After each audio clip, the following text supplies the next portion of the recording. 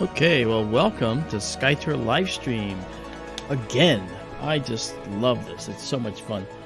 It is I, Mark Antonio, and I'm here, of course, with Daryl Mason. Daryl, how are you? Deaf, dumb, and blind. Can you hear me? Yeah, I hear you just fine. Can you share your screen, please? Yeah, I'm on my way to doing that. You don't have to wait long. Let me just do that. He's a lumberjack and he's okay. He sleeps all night and he works all day. Okay, let's see here.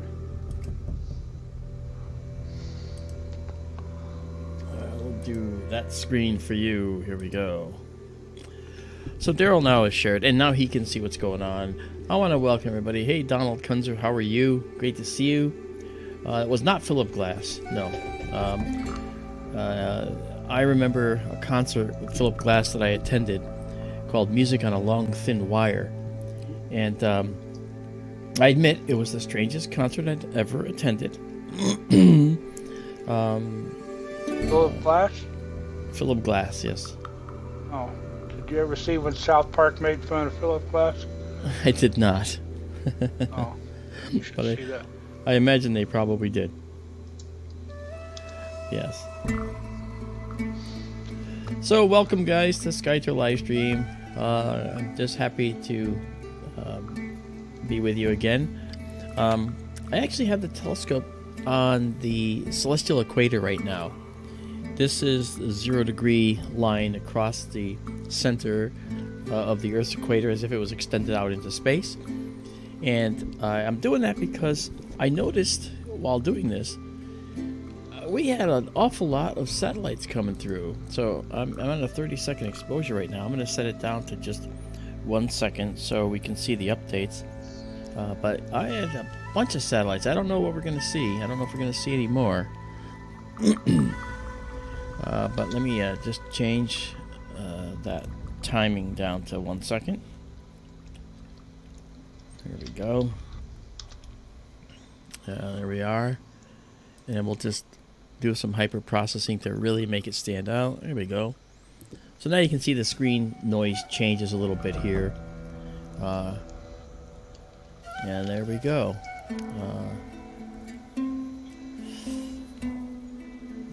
And Vera Lucia Campos. I never actually figured out, Vera, if you say Lucia or Lucia. So let me know so I get it right. And hi there, Petita, PG. Good to see you. Cypher 2 is here as well, as is 2W. JSCO 77 was the first one here. Very good. And that's fantastic. So let me know on that, Vera. I'd like to know that. All right.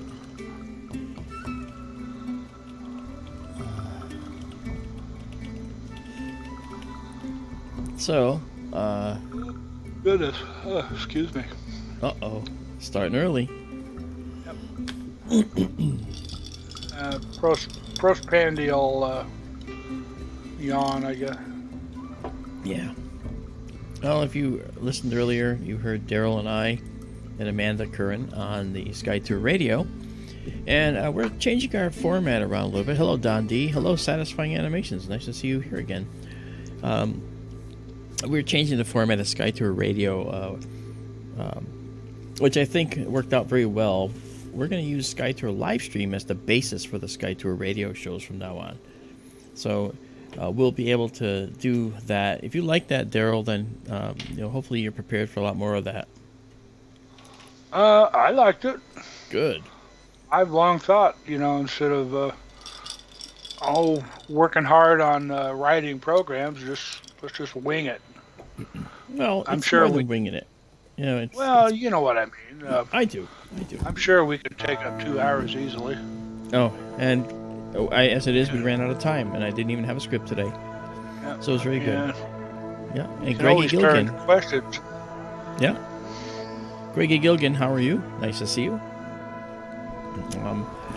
So we're in the celestial equator right now, and I'll just move us a little bit to the west. One of the things that I noticed is that when you actually when you actually look at the sky, sometimes you don't see anything moving, but there really is movement going on. And that movement could be in the form of satellites. Satellites like geostationary satellites. You can photograph them. And we're following the sky right now. So the Earth is rotating out from under the stars. So if I turn off, if you look right up there, you see where I'm circling, it says track. If I turn that off, you're going to see that the telescope stops following the stars. And it's just sitting still on the Earth. And look what happens. The stars begin to drift toward the west. Because that's because the Earth is rotating out from under them toward the east. Okay? Thank you, Vera. Thank you. All right. So it's Vera Lucia Campos. Thank you. And you're right. Lucia would be Italian. So as it rotates out from under the stars, all right, if we had a geostationary satellite in here, it would show up as a dot when it took a long exposure. So let's just actually try that and see if there's any geostationary satellites in our view. The way to do that is just take a 25-second photograph. All right. Take a 25-second photograph here. That's a little bit not what I wanted. I want to do 25 seconds. All right. And then at the end of 25 seconds, okay, now it'll look like it's not doing anything. So here we go. So it's going to take this photo, and because we're not tracking, we're going to get lots and lots of streaks of stars across the view. But what we might see is a dot, or something that resembles a dot, or a little ellipse, little thing. That would be a geostationary satellite. And I'll show you another way to show them as well. So, all right, so now we're doing that, and if I look at this, and if I actually turn this off and bring this up a little bit, let's look for any things that are dots. If there are any dots, then those would be geostationary satellites in the view. And there are none that we can see here, okay? So we would keep moving until we found them, and they'll be along the celestial equator, right? Now the thing is, another way to view them is to actually turn back on the tracking. So what I'll do is I will I'll bring us down to 1 second again for this purpose. All right.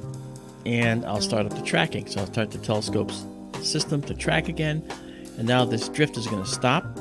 And the telescope is now tracking again. As you can see, these stars are no longer moving. But the geostationary satellites are following a point on the Earth. And as the Earth rotates to the east, those satellites are going to stay over the same point on the Earth, whereas the stars are we're rotating out from under them. So if I did a long exposure, all right, here, let's go a little more to the west. Maybe we'll catch one. All right, let's just head over there. Okay, so in this field, if there's a geostationary satellite, a long exposure would show a tiny little dash, a little line. So let's try that and see if we can catch any. I actually don't know. I don't know if there's any here, but we can try it out. So this will be, let's say, 30 seconds exposure. All right. And we'll keep this dropped down a little bit so it doesn't blow out your eyes when it comes in. All right. So now we're taking a 30-second exposure of this star field. But if there's any geostationary satellites, they'll show up as a dash. Let's see. We might see one, we may not. They're very, very faint. They're in the order of what's called 17th magnitude. Considering Vega, the bright star overhead in the summer, is 0 magnitude. The fainter they go, the higher the number. Okay, so let's see if we've got anything in here. Any little dashes anywhere, no matter how small? I do not see any. All right, and I can increase that a little bit to kind of drag out more data. Look at right there. Look at that. You see that? Can you see that little dash?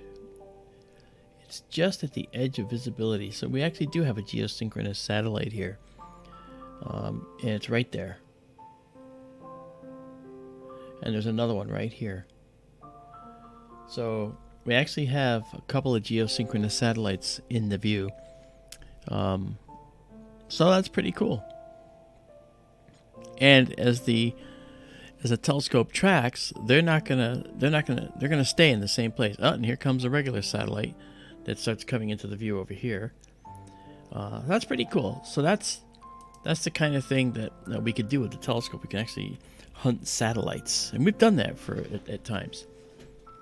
So, yeah, and there it goes. There goes that other satellite. I'm at a 1 second exposure now. And for those that are just joining who haven't been here before, this is the telescope control section. That's the view of the telescope in the building with the roof off. That is the camera control system. Of course, this is the main view. And this is the telescope computer that we're looking in right here. Right? Now I have one other thing to bring online while we're here. And that is to come up with my applications. And I'm going to bring up our focus system. There's another satellite zipping through. And we're going to connect it. Okay, focus is connected. We'll leave it like that for now. Minimize and start up the planetarium system, for which we can actually connect the telescope to a planetarium called Stellarium, which you saw Daryl use today in SkyTour Radio if you watched our show tonight. And that's a nice thing, you can watch our show because we actually use we have a radio show that's also live video, like a television show. It's got high production value. It's really quite good. And Daryl makes it work right. And so I try to do the same. He's okay. He's a lumberjack. And he's a lumberjack. No, he's not. Okay, so I can't hear you very well, Daryl. I'm sorry. The Phoenicians. They're just a little bit wet east to The south. Phoenicians, yeah. It's a meteor shower, I guess, and Yeah, that's right. from the constellation Phoenix. Yeah. I noticed pretty the good. last stream I was on, my volume was really low. I went back and watched some of it later. Okay. How do my sound levels look? Sound levels are actually pretty close to mine. Okay, testing, Yeah. 1, 2, 3, Hey. testing. Your sound levels seem appropriate. Very good. Hello, Jeremy Blaine. I'd like to see moon pictures of pillars on the moon clear as day. There's so many anomalies I've seen. Yeah, there's a lot of anomalies that appear in the night sky in general. Good job, Donald. But yeah, there's a lot of interesting things. We don't typically view the moon because we have a very wide field system here. This is our planetarium program up here. And if we go up, you'll see a crosshair for where the star is up there. That's actually where we're looking. That is the telescope up there. That's where we're looking. So we actually have a beautiful way to look at the night sky with this system. And so I'm going to try and get us up. Let's try to get this over here. There it is. So if we move it over. Now, the thing is, if we actually look at where the telescope thinks it is, telescope thinks it's at 22 hours, 29 minutes. That's what these coordinates mean, and 0:19. So it's actually pretty accurate right now, and we're going to try and keep it that way. But sometimes I will actually tell this program better coordinates. Right now I don't have to do that. Alright, Satisfying is saying, I'm having issues with the Celestron motor drive on my scope. Tell me what's wrong. Okay, Daryl's asking too.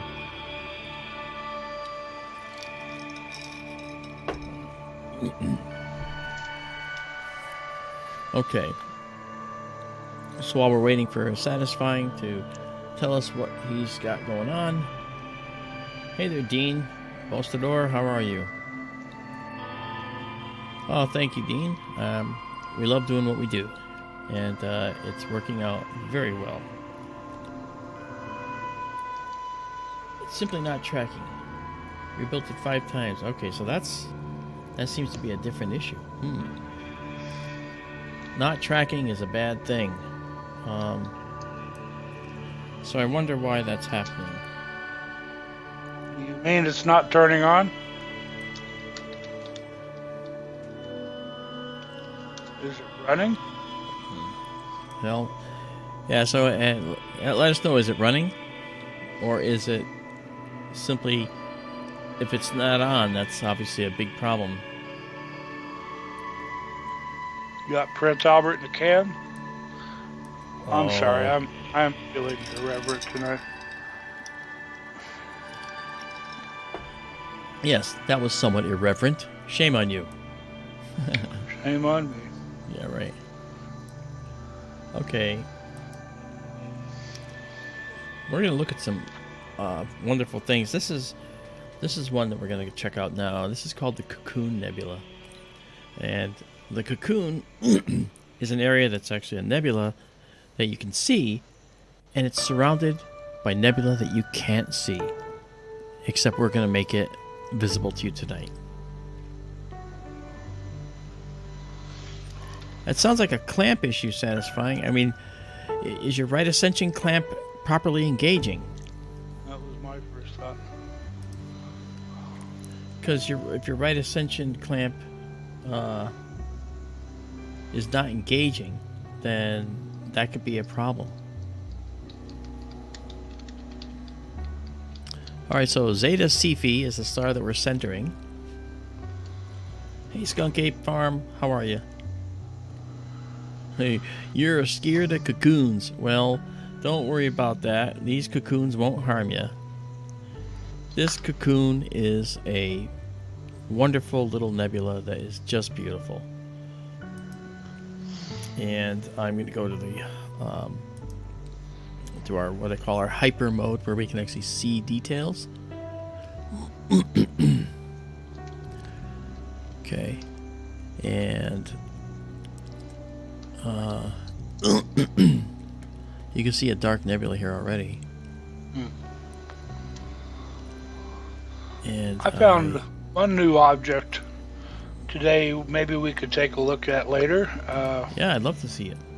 Yeah, it may be small in the wide field view. Maybe a test to see how well the zoom is working. Okay. Let's do a 45-second photo of this region. And what I do is I will spend the time to actually make this thing, make the telescope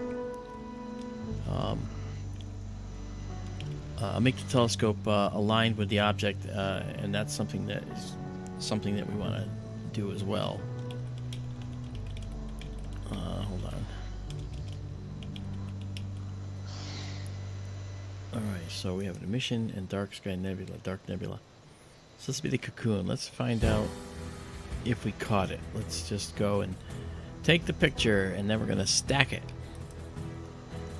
Alright. Stacking is going to take all the images and make a sandwich and just stack more and more and more of these frames on top of each other.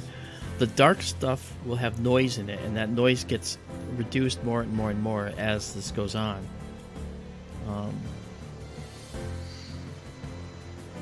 Okay, Satisfying's answering your question about what it's doing. Yeah, I see that. Okay. What kind of mount is it? Satisfying? It's probably a fork mount, unless he put it on a gem. German equatorial mount. Hey Dunster, how you doing? We're actually in, I'm in Connecticut, but the telescope is in Arizona. So I'm running it from here. Okay. Alright, clearly, I'm just a little bit off on this right now, but this is pretty. So I have to find a star and set up the telescope a little better here. Oh, maybe not. Oh, I see what happened. That's interesting. Okay, we want to be there, but the telescope's off a bit. So, we're actually bordering on the Elephant's Trunk Nebula. So I'm going to bring us down to the south a little bit and bring us down to the Cocoon Nebula. And then I'll align the telescope properly. We were good for the equator, but down here, and you got to make these adjustments from time to time. It's not always perfect.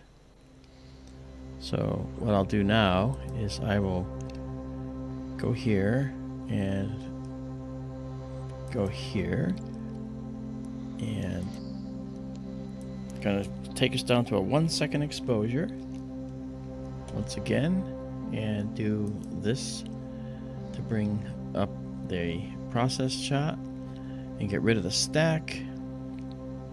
Okay. And now what we'll do is go find this and then align the scope really quick, and then we'll be set.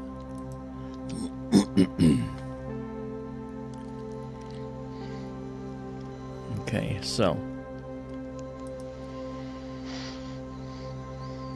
alright, so let's go now and do our alignment.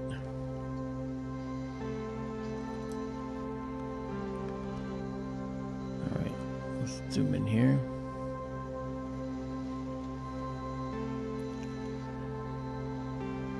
Alright, we're going to take this and kind of reduce the speed at which it moves, and then we're going to just head south a little bit.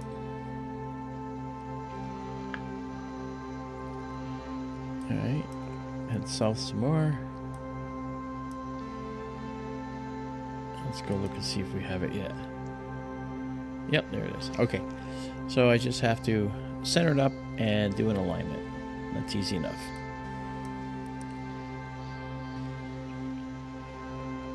Okay, that's almost perfect. So then we'll come down here.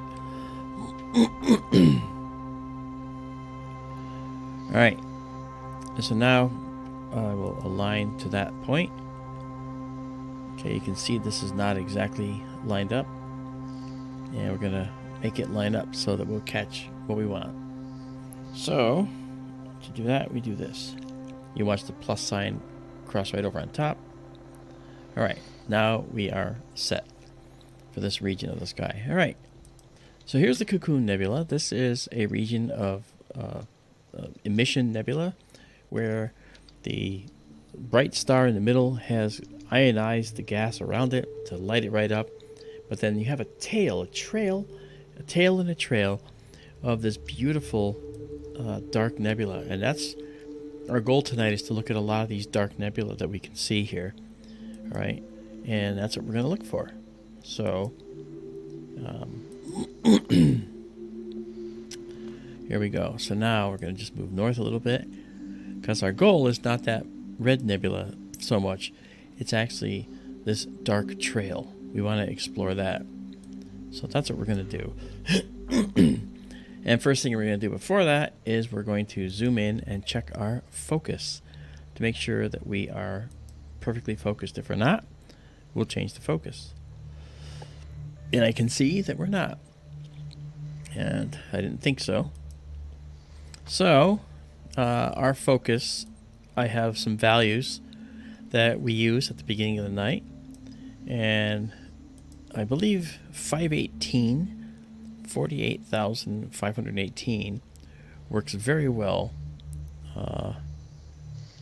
for this position. Actually, 48,216 is later on. So let me just reference that down here and make sure we capture it. Okay, there we go. So let's go to 518. Right now the focuser is moving. We're going to see if that changes us right direction. And sure enough, it does.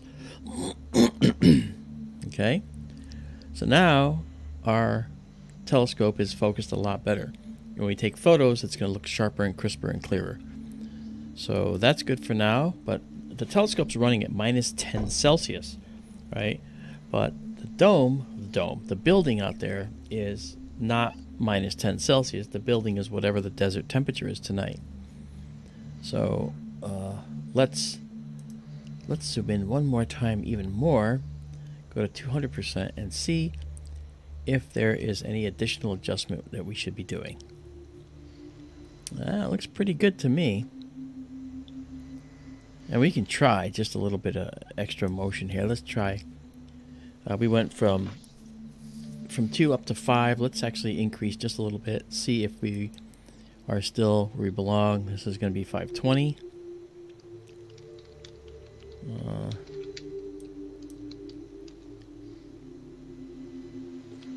Okay. Okay, and sure enough, 580 is too much, so we'll go back down to 518. And the stars will become smaller and crisper. There we go. Now we'll go the other way to see if they can get smaller still. They should be able to change a little bit.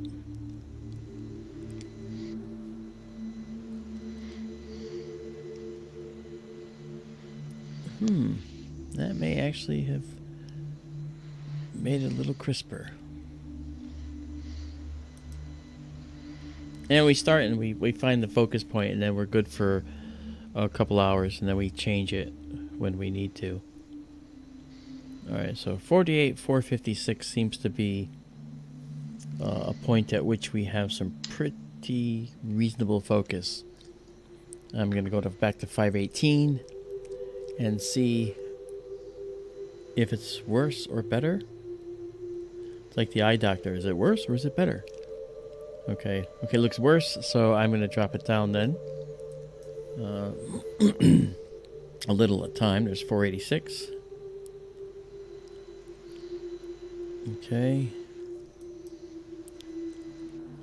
And there's a system to do this automatically, but I never want to lose my ability to touch and actually get a good coordinated effort. 484, going to go a little smaller. 42. As you can see, we have upwards of 60,000 steps to get focus on the telescope. It's really quite nice. All right. So this one more time to 518. I'm making comparisons across the field. Okay. All right. So I do think that going up is not the correct direction here. But it actually doesn't look bad. But I can see the stars come in and out of focus because of the air cells. You're looking at the turbulent air cells is what you're looking at. So that's pretty cool. That's actually, it's probably so close. It's probably close enough for government work, as they say.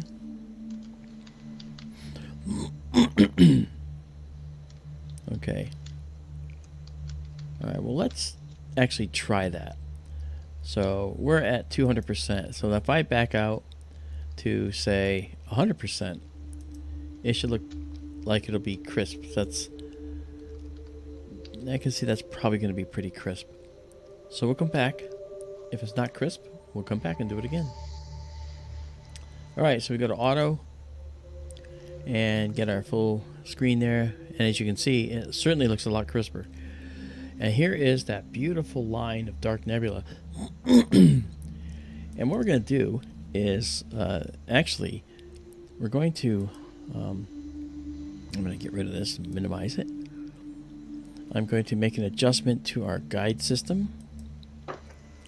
Here, you can see to the right, it says the status, and then we're going to go down and go into a menu that sets a rate, a guiding rate, and this is what we're going to do here. Add in a guiding rate. Then we're going to do the same thing again for the up and down motion. That was left to right, east to west. This is now north to south. And this is going to be less because there's less that it moves here. So we'll do 0, 2 here. Okay. Now, hello Daisy and Zoe, nice to see you.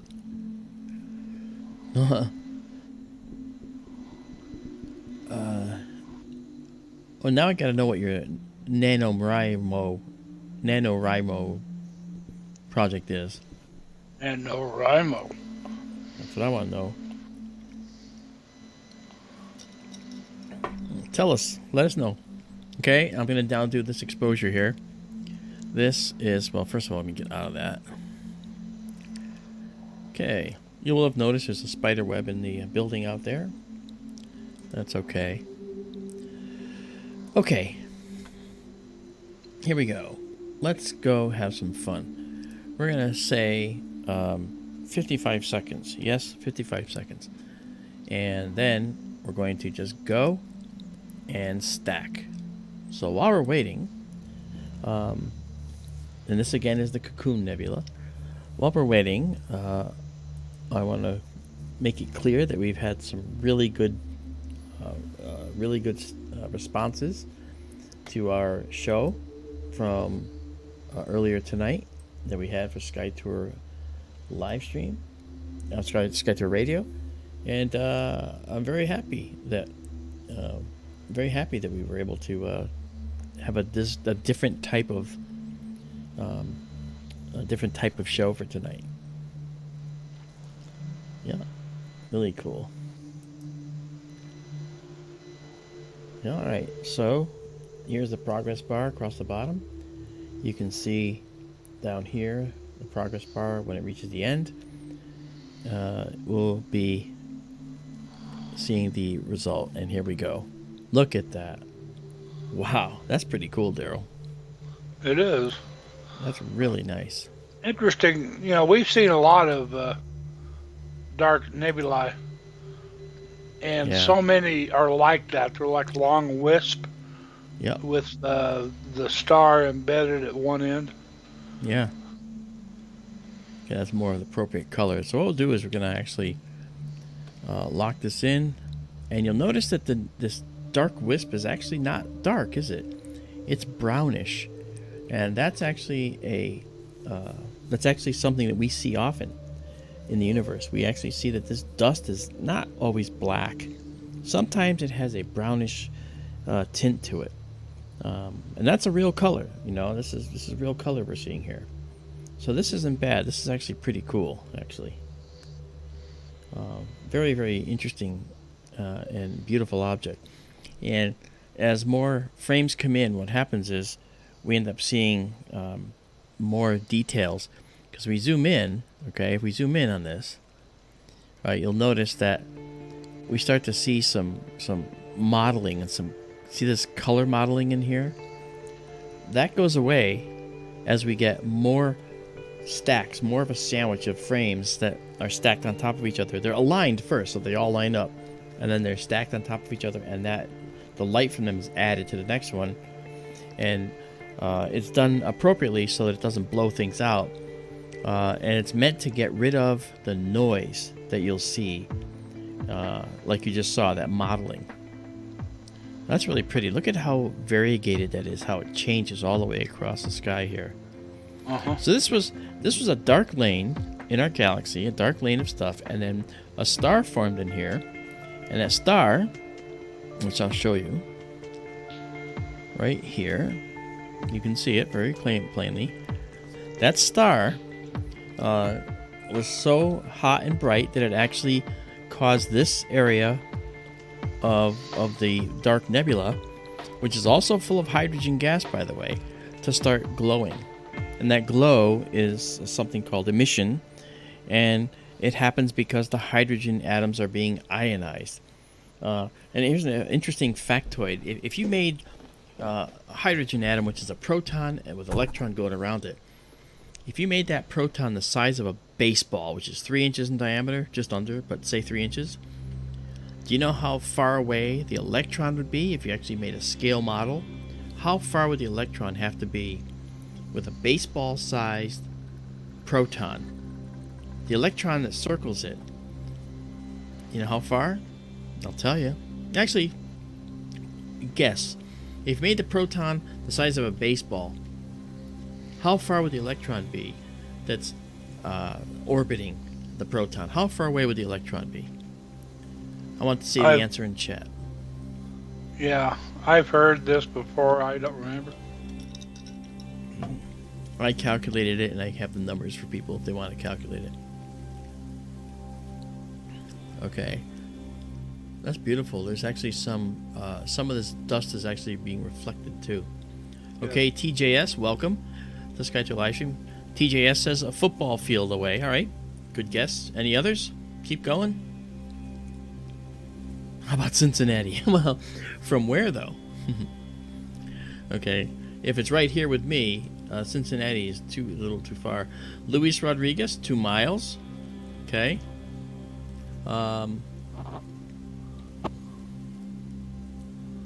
Keep going. I'm sure there's more guesses. Then I'll tell you. First, I'll tell you, if you look at this nebula, one of the things you can see is this beautiful kind of bluish stuff. That's actually the bright starlight here being scattered by the dust. And the dust scatters the high frequencies, which are blue. Okay? All right, 867,000 or 867.5309 somethings.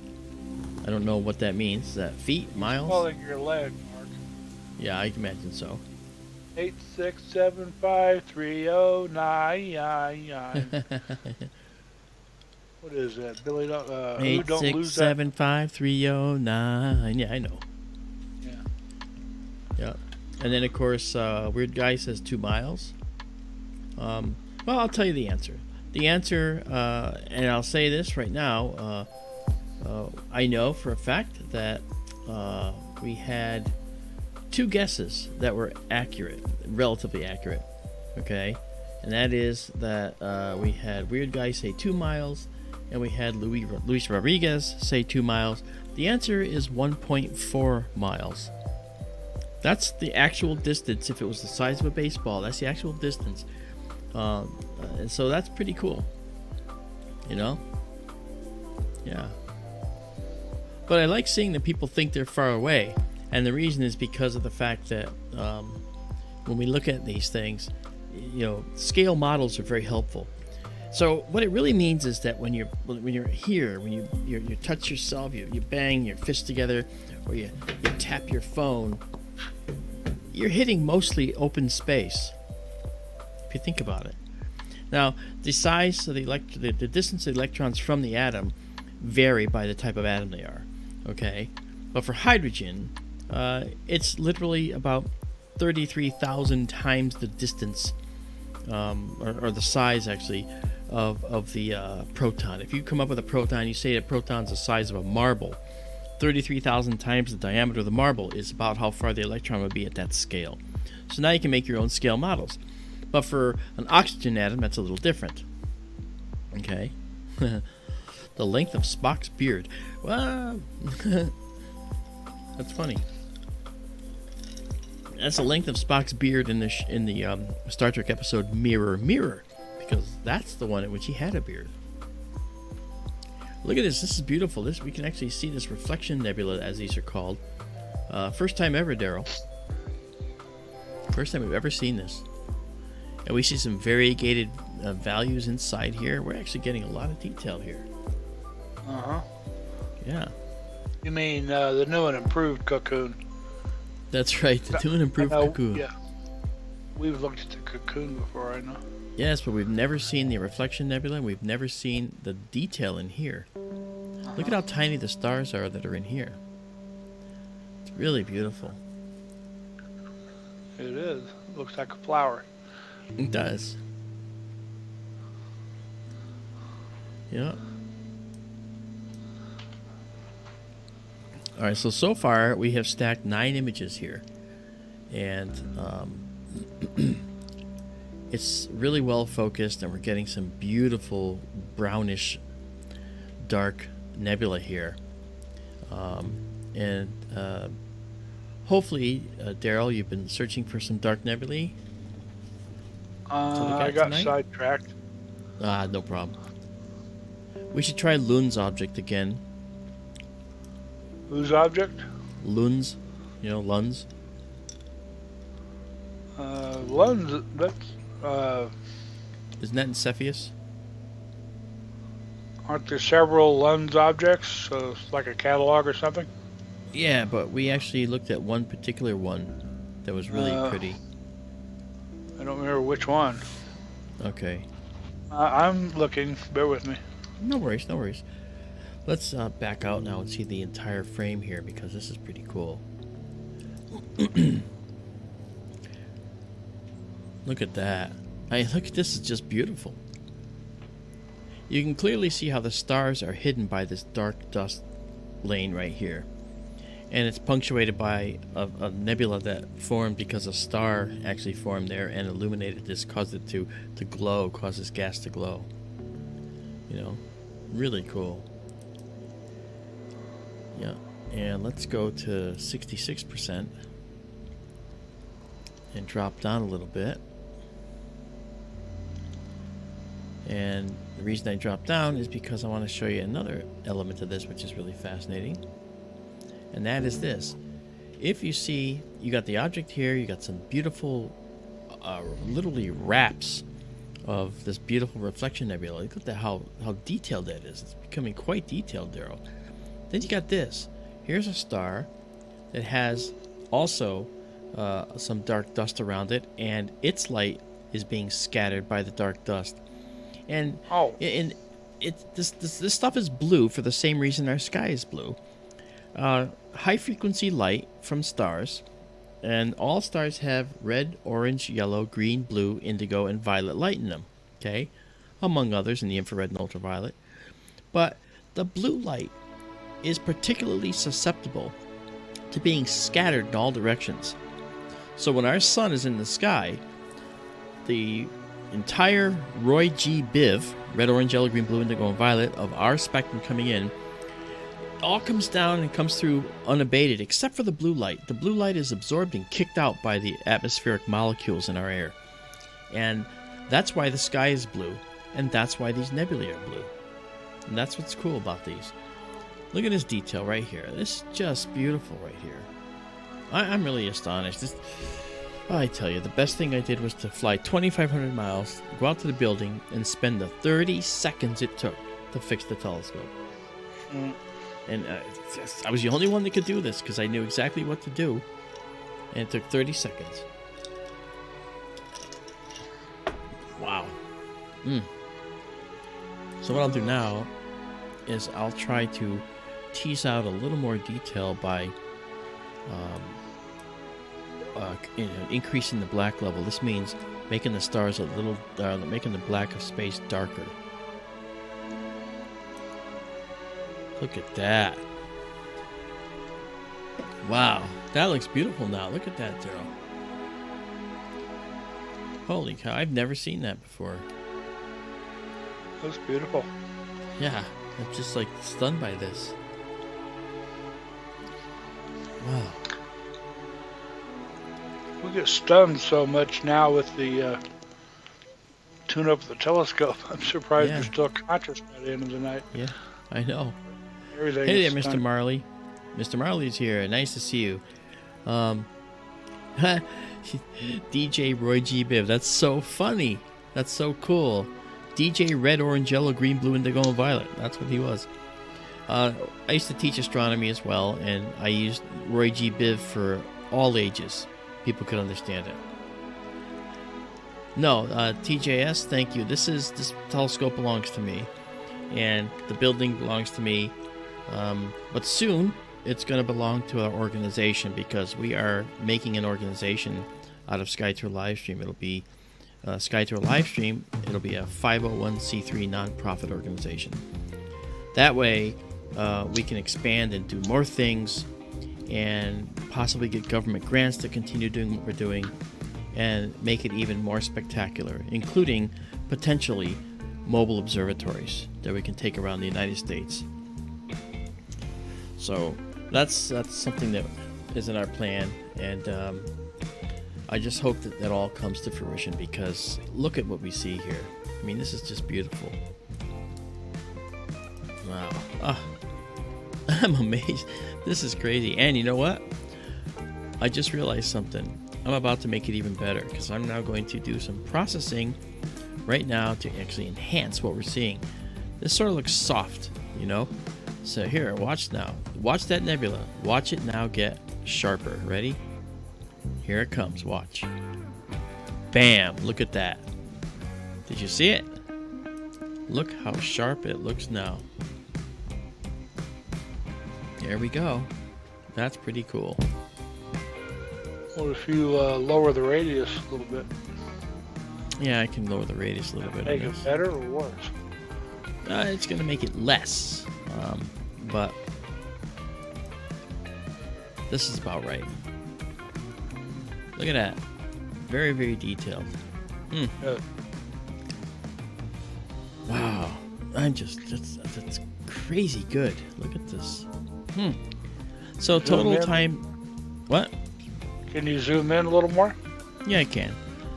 We've been doing exposure for 14 minutes, 40 seconds total time on this. But I will now take us in a little bit closer to this area. Now that we've got a stack of 16, that'll support zooming in even more without noise. Look at that. Oh, I can see we might have a little focus requirement, but I think we're good enough. You have a little more blue nebulosity over by that star right of the main nebula. Yeah, I called that out earlier. I showed people that earlier, and you're right. That's actually scattered light that's in this dust cloud. And then we have the ionized hydrogen gas, which is doing this. This is just beautiful. Yeah. Wow. Absolutely stunning. Dark, sort of Africa-shaped lower right of the main nebula looks interesting too. Where are you looking? This? Yes. Yeah. There's a lot of interesting stuff in this nebula. I'll be honest with you guys, we've never seen it look this good. The cocoon has never looked so good. Wow. Amazing. That's right, Vera. Looks like a poppy. That's right. It does look like a poppy. Quite vividly, actually. Wow. Okay, well, here's what happens. All these images we take, as soon as I hit pause and I say save, okay, watch across the top of the screen, it's saving an image file. This image file is in an astronomical image format called FITS. You don't have to know anything about FITS, because I also save this as a PNG file, a PNG file, as you'll see right there, and exactly as you see it here. So you can actually watch these things develop and then go get this exact photograph just like you see it here and download it, because we have a live server that is, as we speak, taking this particular image up there now and the other stack of images, because that's what we do. We actually populate that automatically. And Daryl is, as I can see, he's in the process of putting in the link to that server. Thank you, Daryl. Sure. I haven't So if seen you go there, Bella yet. I don't know if it should be Cypher's here. still here, so Should be somebody here. better post it. Yeah, that's good. Cypher 2 also posted for us. He's really good about that. Yeah. That's really nice. It's just beautiful. Never seen it this good. Just never seen it this good. So, that said, we're going to move on to another object. Okay, I have that for you when you... All right. when you're So I'm going ready. to go to... Oh, I am? Look at this. Wow. We're going to have fun with that one. Okay, so we're going to clear this stack. And the image isn't lost. Make no bones about it. It's going to be on the server momentarily. All right. And now we're going to come in and set the exposure back to a 1 second exposure time. And after we do, well, we do it right though. Okay. It's Lens Dark Nebula, not Lunds. Oh, my mistake. That's a candy. LYNDS, Lens. Okay. Its number is LDN1251. That's right. I remember that. So what we're going to do is go to this dark nebula, and now that we can do what we did before and take longer exposures, it's going to be beautiful. LYNDS. Which one is it? 1251. So is it L? They just it's abbreviated LND. Oh, LND. Thank you. Look again. 1, 2. The other M. Oh, excuse me. LDN, Lens Dark Nebula. Okay. LDN 1251. Okay. So now we'll see it. There it is. So 1251. And there it is. And we search for it. And it should be relatively nearby. Let's see how far we are. Just out of curiosity. Oh, we got the iris too. Oh, we should probably do the iris for a minute, huh? Sure. Yeah. Okay, so we are... Let's go out as far as I have to until I see where we are. Yeah, we're right there. Okay, good. Alright, so that's where we're going. We're heading north above the pole. So the telescope's going to be pointing pretty much directly back. So here we go. This is LDN 1251, which is a dark nebula. And we're doing high precision slewing. So we're going to go to a star nearby. And it will tell us which star in just a moment. And we shall see. Which stars are going to pick. What it does is it actually finds like a star that serves as a jumping off point, and it's going to be Alphearch. Okay, and then from Alphearch it's going to go to this location. So that's not bad. So it's going to center it, and if I can just bring this up. Somebody asked how big the cocoon is. It's about 15 light years across. Okay. Thank you, Daryl. I think this is it. I remember this star is in it too. So what we'll do is actually move the telescope a little bit to the east. And we're preserving our... We're just... no, actually, move it to the west, I'm sorry. So we're going to go this way a little bit. Move it over. You can kind of see when it's moving, you can kind of see the area where the dark nebula is located by the fact that you don't see stars here. The focus looks pretty good right now, but I am going to check it again because the temperature does drop out there and that does affect focus. So let's do this. Let's go to 100% and see if our stars still look beautiful. And they just slightly out over here, you can see. So we're going to change that. And I think to do that, I think we go down a little. Let's go. It's 516. Okay. as the night wears on, we'll end up going to like 48.216 from 48.514. Alright, so let's see if...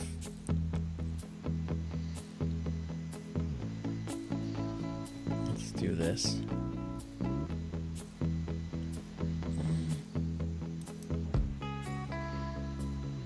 Let's keep going through this. Let me punch it a little bit. I'm watching this star right here. It looks like a little donut. We want to get rid of that. If we go to 216 right now, I don't think that we're going to be properly focused, but let's try it. Too soon, I think. But it's definitely better. Closer. Yeah. Yeah. All right. We'll try 216 for now. All right. All right. So now that we got the focus, it means that we can see really, really fine details. And we'll go out to auto to fill the field. Okay, so we're gonna go bring this to the left a little more because we have more dark nebula over here. Yeah.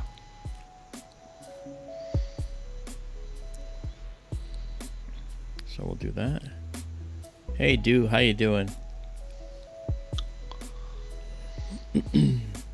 Okay, just a little bit more, and then we're gonna stop. You know, some of these objects are just kind of too big for the field of view, and our field of view is 4 full moons across by 3 full moons tall. Okay, 2 degrees by 1.5 degrees. That's pretty big, pretty wide field. Best thing we ever did was to get that wide field system for this telescope. It's the only one in the world that has it, actually. There's no other telescope by Meade, a 10-inch system like we have, that actually has this wide field system on it. So this is a one-of-a-kind telescope on planet Earth right now. And that'll change. Other people will get these eventually. We got it from Starizona. That's down in Tucson, Arizona. Dean Koenig is the guy that owns and operates Starizona, and it's a gorgeous... the guy is just really good with astronomy. He's an astronomer, just like Daryl is, with an eye on equipment, and that's the most important thing. I think we still have to go over some more here. So you still got... Looks like you can see by where the stars aren't over on the right side. Yeah, I'm just gonna move over a little bit more. Yeah. Just a tad more until this is kind of near the left, and then I think we should be ready. Yeah. All right. Shall we try it? Yes, we shall. Okay, so right now I have to wait about 11 seconds for our telescope to obtain a guide star, because we have a automatic guiding system on the telescope up there, and that will actually guide the telescope. And there's a separate telescope mounted on top of it that does all this. Okay, 55 seconds. We have our guide star, I'm sure. Let's go. And now we're going to go stack. I took us off of that hyper mode that shows us the field of view. And we are going to look at it. I'm pretty excited about this. I'm very excited about this. Who am I kidding?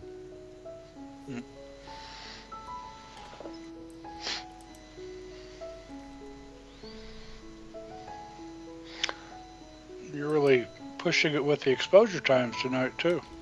Yeah, and it's working fine. Yeah.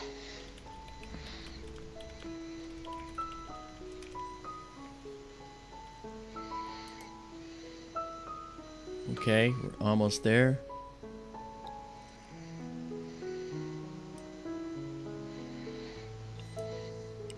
One second left, and what do we get? I'm so excited. Oh, look at that. Can you see it, folks? Can you see that beautiful brownish cloud? That's really special. That's really, really special. That's so cool.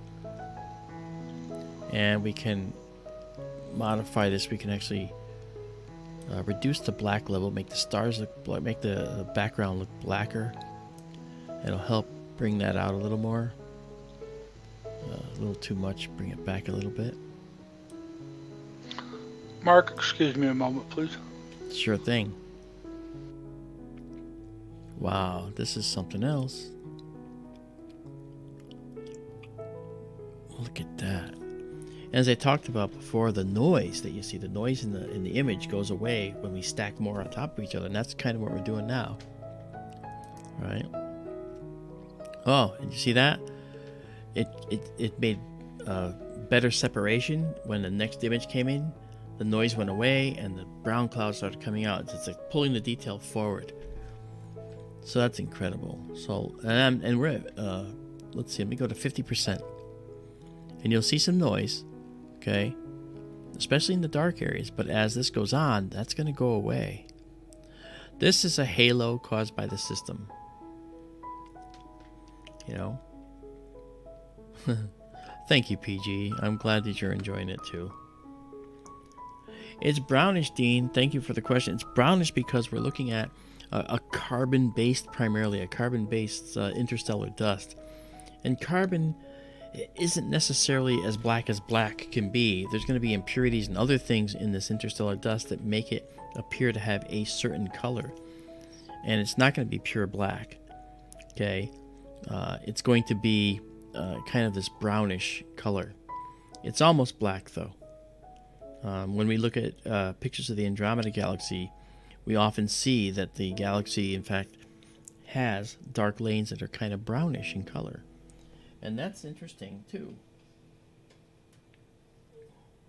Okay, we got that. Good. Just checking on something. Okay. So we've stacked 3 frames so far, and we're waiting for more. This is just beautiful.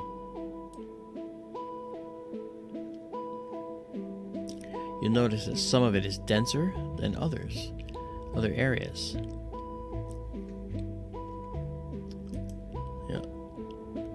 Now, you know, the thing that's interesting is you just can't ever see these objects with under a normal sky like you have in a city.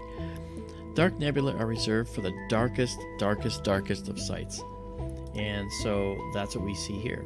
We're seeing a very, very dark sky site. You know, we spent some time searching this out, trying to find it.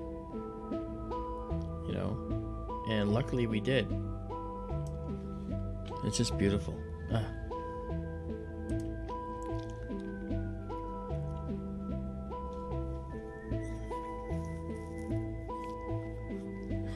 Okay, dude, that's all right, man. It's nice to have you with us anyway. Wow. So yeah.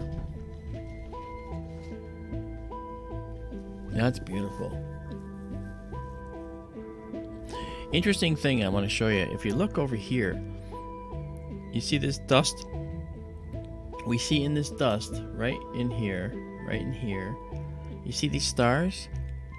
You notice that they look a little bit red?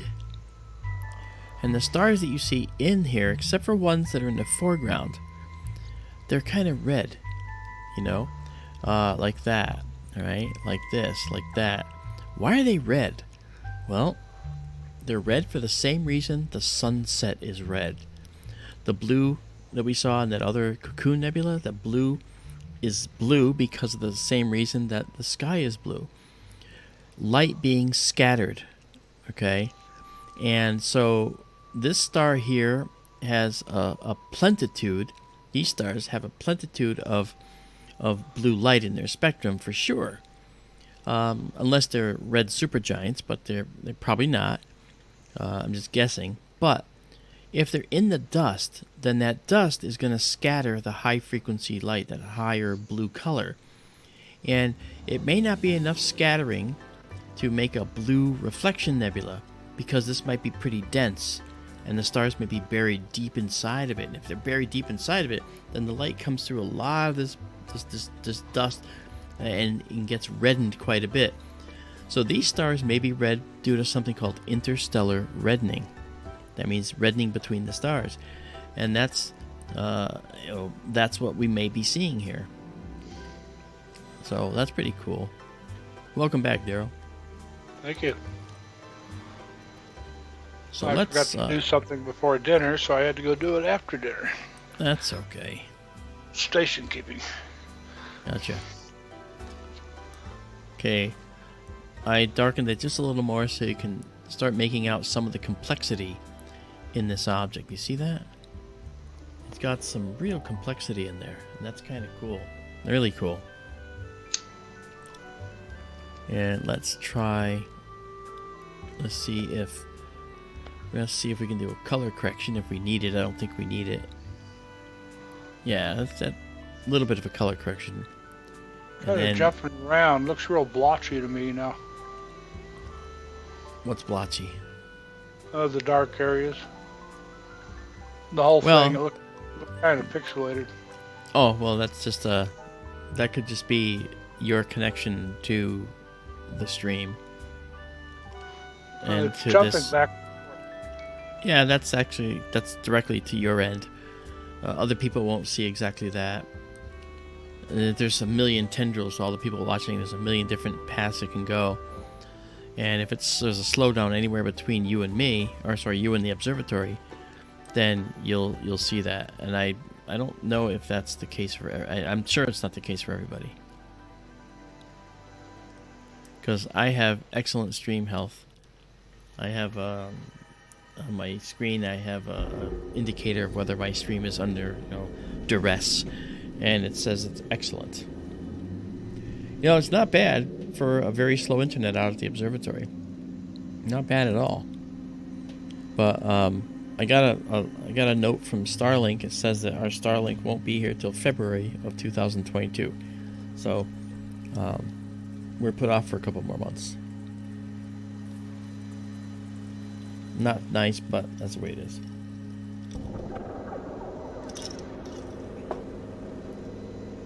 Yes, beautiful. Okay, so this, how many did we do? We've got 9 stacked. We'll go to 10, which will be at the end of this integration right here. And then once we're at 10, we'll pause it. We'll save it all so you can go see it, and then we'll make sure that you can get a nice image. So we're coming up on 10 now. 3 seconds. I have another object for you when you're ready. Absolutely, we'll be ready in a sec. Okay, 10 frames stacked, and now what we're going to do is pause it. Okay, save it.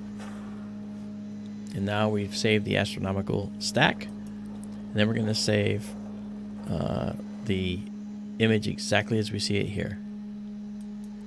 There we go. So now it's saved, and now we can clear and move on. But not to worry, it's still online. Free for you to look at. And that's and when we say free, we mean free. There's no charge for any of this. Okay, let's go down to 1 second. Go to 1 second again. And bring that up. So this is our Finder view. Okay. All right. And let's do this. There we go. Okay. And what do you got for us? Okay. It's in Andromeda. Should be high now, isn't it? Mm-hmm. NGC 891. NGC 891. This song always reminds me of like Charlie Brown. You blockhead. That's kind of cool. Okay, NGC 891. Let's go check it out. Okay. Ah, that's a galaxy. Yeah. That's an SA type galaxy. All right, let's check it out. So let's go. Yeah. This is a rather small for your field of view, but I'm curious to see how it'll look under zoom. Yeah, well, it's definitely small, but we also have 3 here, and 1 here, and another galaxy right there. That's interesting. That's NGC 906. That's a radio galaxy. Okay. What's that mean? It means that galaxies that give out a plentitude of signals far out past the infrared into the radio spectrum are there. Those are, we call those they're very odd galaxies, peculiar galaxies. Okay, let's go check this out. We got lots of galaxies in this field that we'll see. Yeah. Okay, so here we go. Off we go. You can watch the telescope moving right there. Okay, there it goes. It's moving right over our head. Okay, it's going to the constellation of Andromeda. And it's going to put a star in the center. That'll be that star right there. And the power saver doesn't show the screen. We'd have to tweak the telescope to make it do that, but no need. It's going to tell us what we're looking at. It's going to show us where we're going anyway in here. Doesn't even matter. Let's just go wait and see. So it's centering this star. The halos again are because of the bright star artifacts that we get with the system. Working on that. We might be able to alleviate it with a different filter. I'm thinking of getting the L Pro just to try it, Daryl. And there's the galaxy right there. You had an L Pro. I don't have an L Pro. Oh, okay. I have a UHCS, which is what we're using now. Oh, look at that. It's got a nice dark lane down the middle. Yeah, this should be reminiscent of NGC 4565's Edge-on Spiral Galaxy. Yeah.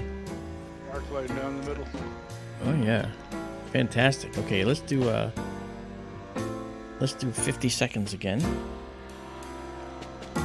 And go for it. All right. So now we're going to check this out and see how it looks. I think that looking at galaxies like this are really cool. It is small, but you know what? Once we get enough signal, we'll be able to actually check it out and possibly see it up close. Now, while we're waiting for that to come in, okay, we're talking about NGC 891. It's actually magnitude 10, so it's pretty faint. But that's still something that we might be able to see very easily. I know we can, and it will be. So let's see now. What's the? It's interesting. It's when we look at Andromeda, it's 2 million or so light years away. Yeah, I was trying to find this one. This one is 30 million light years away. Yeah, well, Andromeda fills the whole frame here, and this is much further. It's 15 times further away.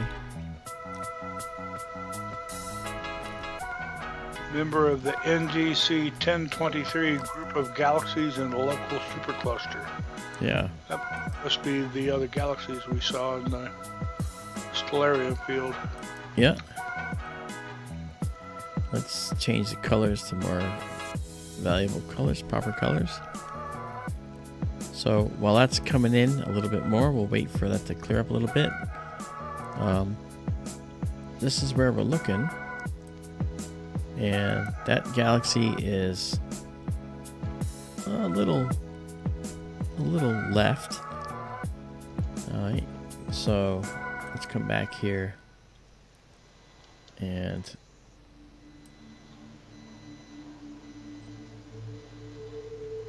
it should be right. So what we're going to do is we're going to just adjust appropriately because we want to make sure that we're looking exactly where we think we're looking. So zoop. All right, and now we should see in this field, we should see other galaxies.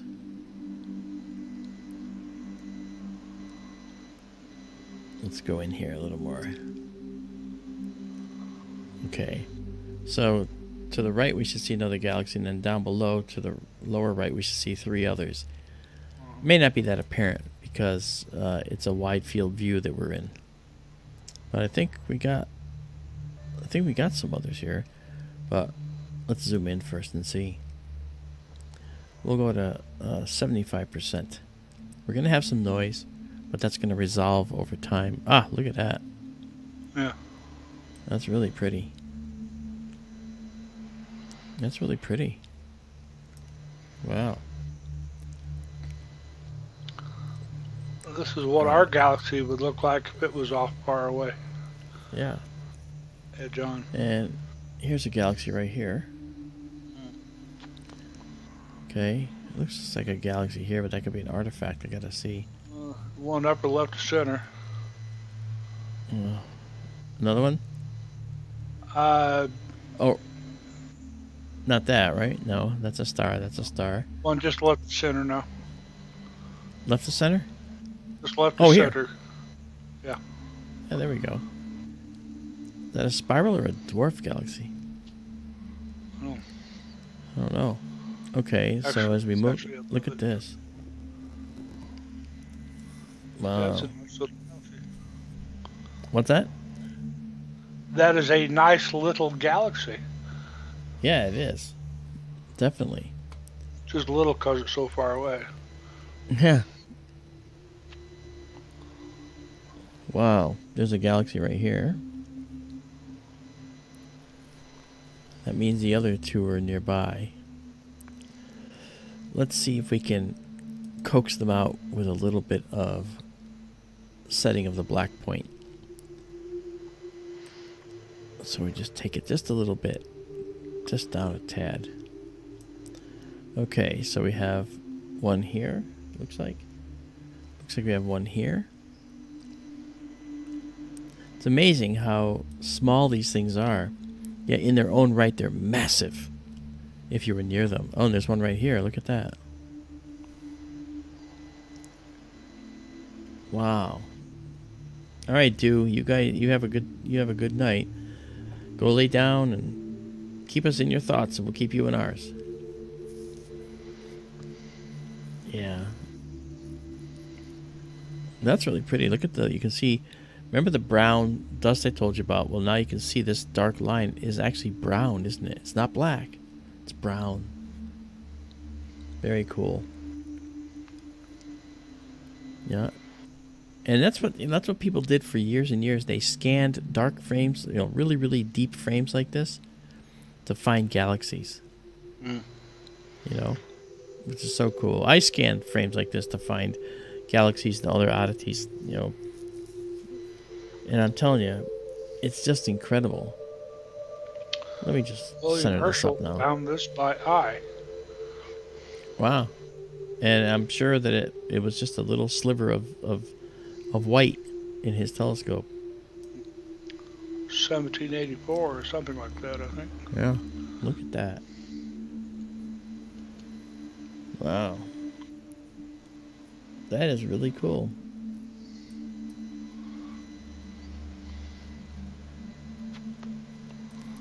Oh, Dean, yeah, sorry. Sometimes you do have to refresh. It depends on the internet connection between you and where the observatory is streaming from. So, or Connecticut, because I'm 2,500 miles away from the observatory. And it's a total mind mess for me to think that thing right up there is 2,500 miles away, and I'm controlling it from here, looking at these beautiful images under a beautiful sky. It's stunning to me. It just is so stunning to me. All right. You have a dark nebula we can look at, Daryl? He's on mute. He'll figure it out. Okay, we did 8 frames here. Yes, just a moment. Okay. So we'll save this. And then we'll save it exactly as seen. I know, Vera. So many stars. So many stars. And somebody that day said it. It's from 2001. My God, it's full of stars. Remember that?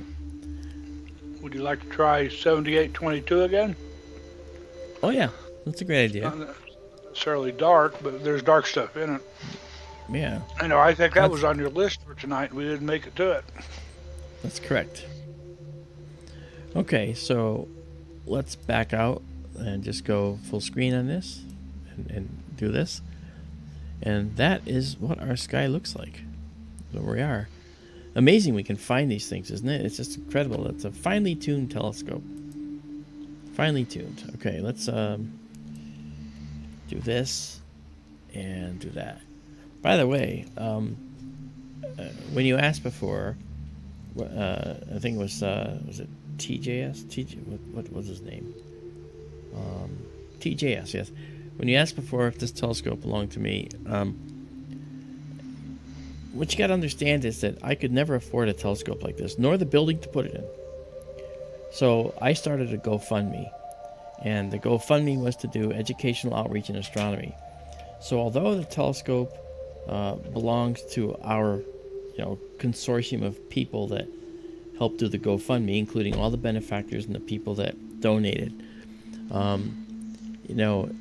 it really was all because of the people that donated to this to make this actually happen. That's the only reason it happened. I had a telescope. There's a telescope behind me, which is part of our assemblage of telescopes. In fact, there it is right there behind me now. That's the SkyTour East telescope back there. Okay, and that telescope is slated to either go in a Connecticut observatory here or go to another dark sky site. Because we're seeing such remarkable success like we are, we may actually consider sending this telescope to another dark sky site somewhere else other than Connecticut, because Connecticut's not a dark sky site. So we're going to try that. We're going to see what we can get. And I dare say it might be another site out west, or it could be in the southern hemisphere too, because I'd love to see the southern Milky Way. Anyway, so we got that set up, and we've got this set up. We got to go into our hyper mode. There we go, and you can see the galaxy in the hyper mode there. And Daryl, you had another object, and that object was 7822. Yes, NGC 7822. Right, and we're going to look for that again. This is a beautiful nebula that we've seen before, but now we're going to do a longer exposure of it. And that's cool.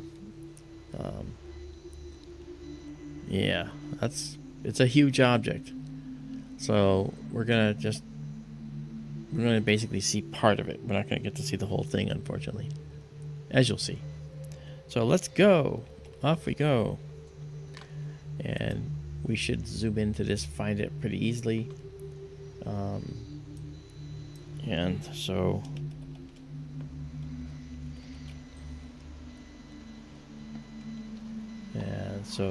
the object we're looking for is this one right here. And when it comes up, we'll bring that back up. Right now it's going to be centering a star called CAPH, C-A-P-H. And that star is sort of like our signpost, and then we're going to go from there in a very high precision manner to the nebula itself. And you'll see the nebula. You'll see it come in. It'll be smudgy at first because the telescope will be moving. And then we're going to be able to sharpen it right up. You'll see it. Okay. So here it comes. All right. There it is. And there's the nebula. You can see it. And now it's getting centered. All right. And it's just beautiful. And we're going to zoom in, check our focus, make sure the temperature hasn't changed our focus too much. So we go to the 100%. And it looks like we're pretty good. The focus changes moment to moment. you know, because the air has these cells that are disruptive to us, you know, and so it's not always perfect, but we're gonna do our best. So given that this is the case, I think we're fine. I'm going to back out, and we're going to go into this auto mode. Autobots congregate. And we'll just bring this up a little bit and center that right about there. And then we're going to move the telescope a little bit to the east and kind of center this mass of nebulous detail in the middle. I tell you folks, if I could go without sleep, I would go without sleep. I could stay up here and do this for days. This is just so incredible. Yeah, this nebula is so big. We've just got the upper part of it right now. Yeah. Upper part or the central part? I'm not sure. I think it's the central part, yeah? The upper part's an arc. And the lower part is dimmer. So I think this is the central part right here. But I have to look and see. Okay, but I want to bring that up a little more. And then we got to wait the obligatory 11 seconds for our telescope to capture a guide star. But that gives me time to set up what we're going to do. We're going to do 50 seconds. Isn't this cool, guys? I mean, this is just so much. There's so much to see here. And I never get tired of showing people. I just never get tired of showing you.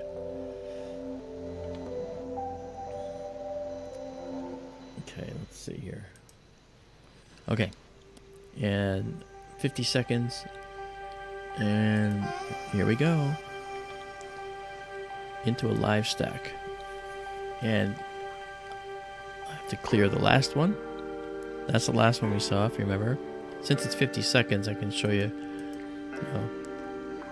that's our last stack with that last galaxy, that galaxy cluster actually, that Daryl steered us to.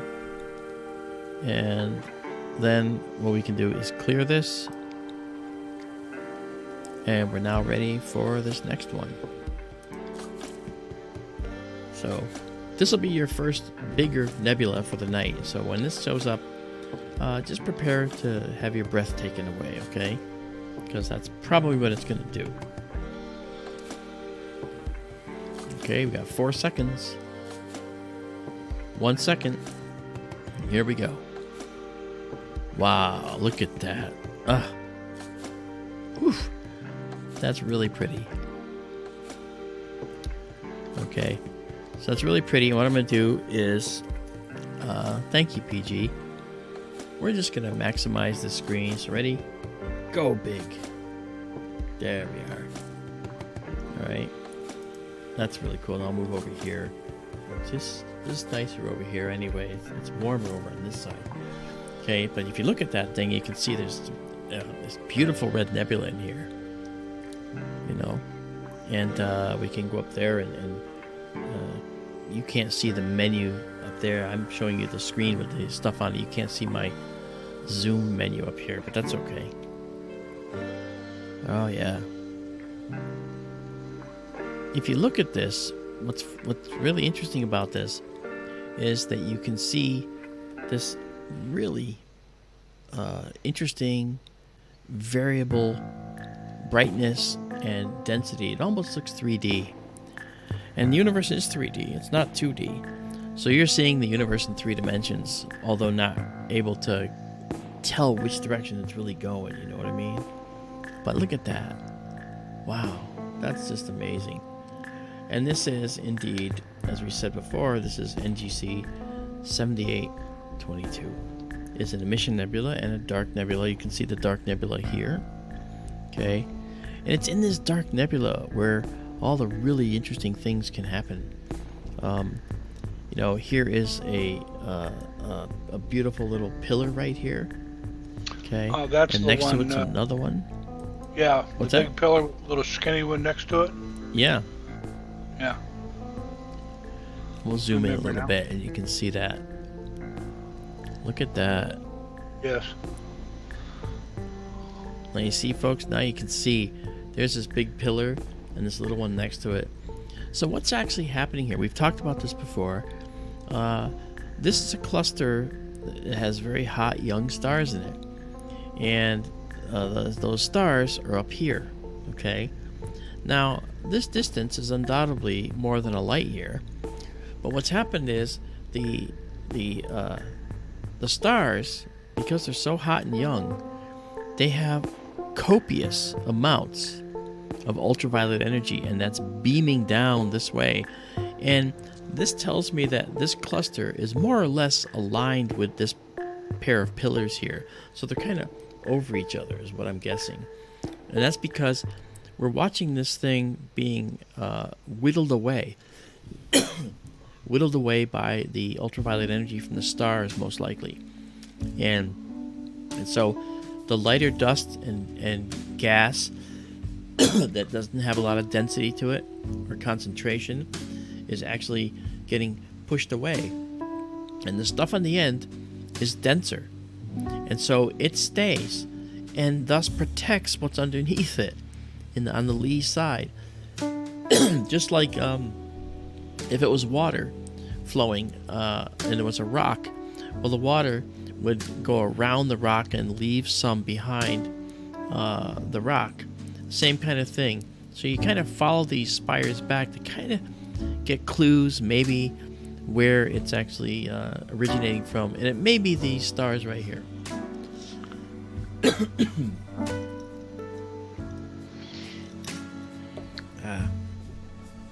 And this noise is going to vanish over time here. This sounds like dinner music.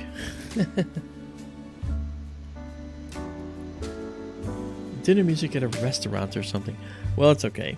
But again, we have some green lines here. These green lines that you see right there, okay, they're there because the telescope is guiding and it's moving, all right, and following the object as it drifts a little bit. And it drifts to this direction. It's drifting in that direction. And the drift is ever so slight.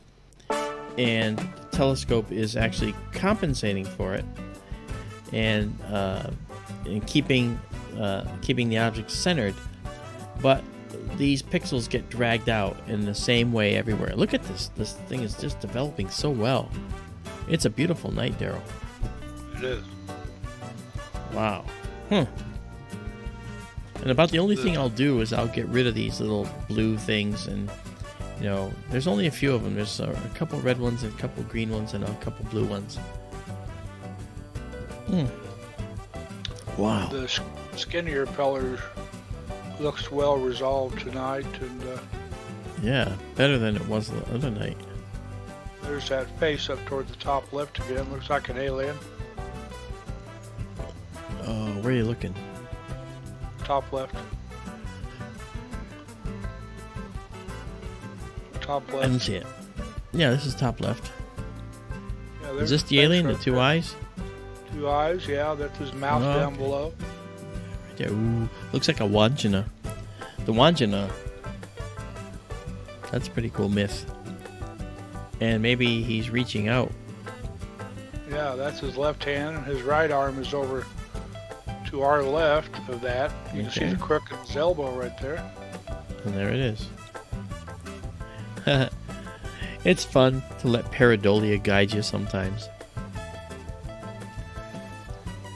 Now, don't make any bones about it, guys. This area of the universe could very well have stars forming, and it does for sure, and also planets forming around those stars. But you have to understand that this area of space is also full of ultraviolet energy, because the ultraviolet is what's causing this hydrogen gas to glow.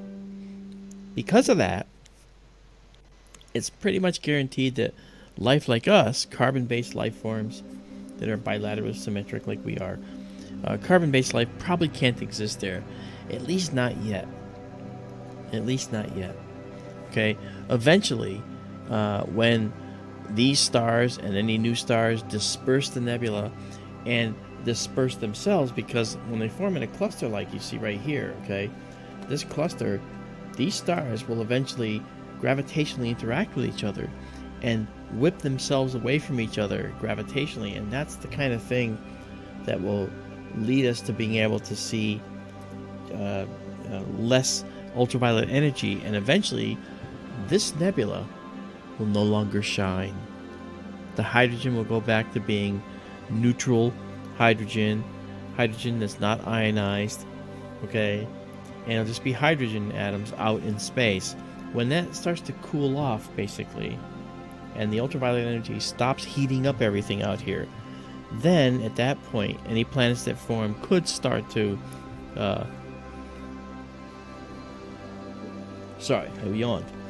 could start to form planets that, the planets could start to form atmospheres that could potentially harbor life. I just think it's stunning. There's a little bright red kind of crook over on the right above, to the upper right of center, right there. Yeah. Can we zoom in on that? Heck yeah. Let's zoom in on that. That's what's nice about this telescope. We have the flexibility to zoom in pretty far. And the more that we stack, the more we can zoom, because much of the noise gets dispersed. We still have some noise here, but that's changing. And because it's so big, you can see that there's some distortion of the stars up here. That's actually because of another process that's going on inside the telescope. And it might be coma, is what we call coma. So that's pretty cool.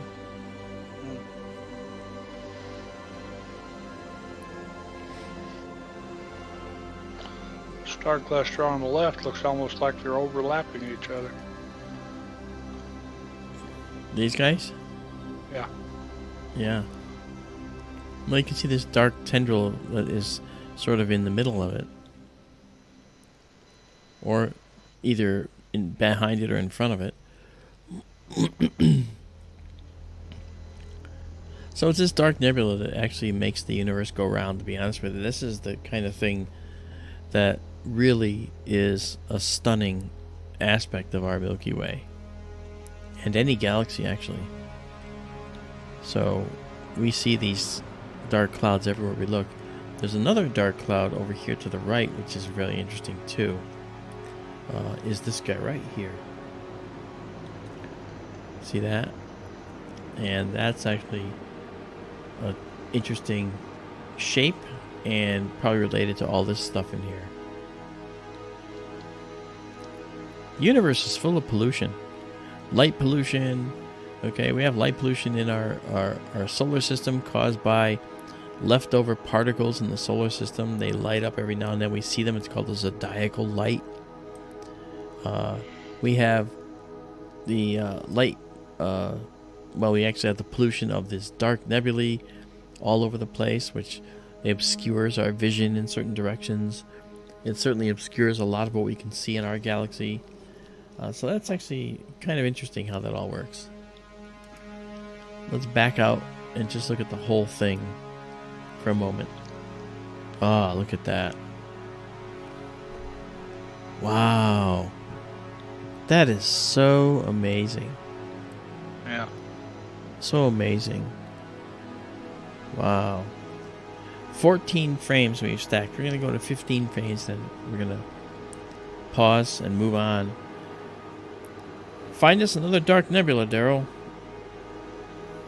There's got to be something in Cepheus. You want to try the Wizard again? We got a great look at it with Marianne the other night. Yeah, let's pass on the Wizard. Let's do specifically a dark nebula if we can find it. We certainly have dark nebula here. These beautiful pillars are gonna resolve so beautifully. It's a nice dark nebulosity of the Iris, if that's in the area. Oh yes, that's right. Got to do the Iris. You're absolutely right. I forgot. I mentioned it earlier and I didn't do it. So we're gonna pause this now, and we're gonna save it. This really looks good. What about the cave? We have to do the cave. Sure. Let's do the iris, and then we'll do the cave. I think they're all in the same neighborhood here, aren't they? Yeah. Yeah. All right. So we got that, and now it's up on. It's heading up to the server right now, so we'll be fine. Okay, we're going to the Iris Nebula, and this is a remarkable nebula because you can see it very, very clearly with a modest telescope. What you can't see, however, is you can't see all the dust that trails beneath it and beside it. And that's where we come in. That's where we come in. So we're going to back out of this right now. Okay, and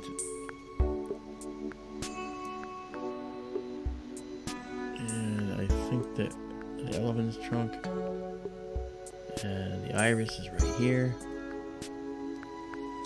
We're gonna go to the iris right now because that's beautiful. You're gonna like the iris, guys. You will like this.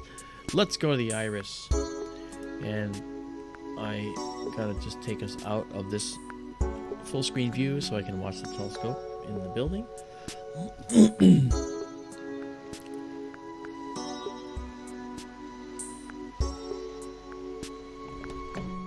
Okay.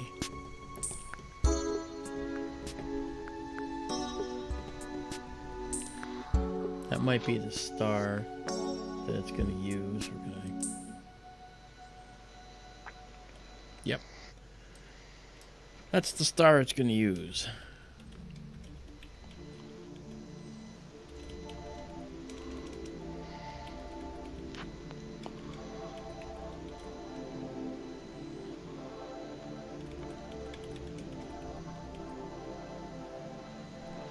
Hey Chantel, how are you? Thank you for joining us again. It's so nice to see you. Lewis Ta, yeah. The universe is awesome. And here is the iris right there. You can't miss it. But what I'm going to do to it is going to do something odd. I'm going to actually move it way up for a reason because this other nebula around it is just beautiful. This is the first time we're going to see the iris with our new eyes. Let's check out the focus. Is it? Yes. First time we've seen the iris with the new eyes. Okay. Yep. As I said, it's like the Hubble Space Telescope. We got new eyes. We actually, I went out there and fixed a problem with the telescope that was plaguing us from the very beginning. But it wasn't as obvious. Now that we fixed it, it's so obvious you can't miss it. So now, we're going to move up. And we're going to move west. Okay, there we go. So tell us we can move this way. And why am I moving this way? Well, because there's another element of this dark nebula to the right, which is just beautiful. Seeing your telescope pointing over on the left-hand side, Cepheus is getting over in the northwest now. Yeah, it is. All right, so we're going to do a 50-second exposure again and go to the Stretchmobile and check it out. I might have been presumptuous here, but I have to wait the 11 seconds. I might not have waited the full time. If it's a little bit unclear, I will clear this stack and start again. But we're nearly halfway there, where you've got 30 seconds left. You can see those numbers down below in the lower right there, counting down 25, 24, 23, right? And it's going to go to 50. So then we're going to see what we get. I'm really excited because this is, again, the first time we've done this since we have fixed the telescope's issues. Let's see how it looks.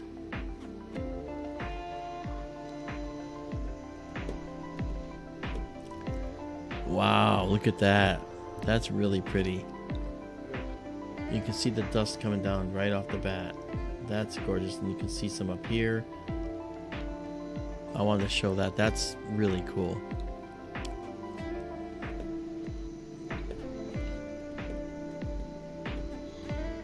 Hey Dagger, how you doing? It's okay. You can lurk. You're welcome to lurk, man. You're not lurking if you tell everybody you're here, though. Well, he should not have said anything, you know.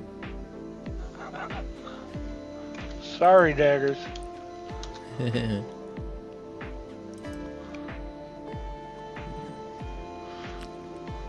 Chantel, I rewarded you for being for the help you've given us in the last couple of days, and you are now a moderator. Other people will follow as well, and so I think that's actually very nice.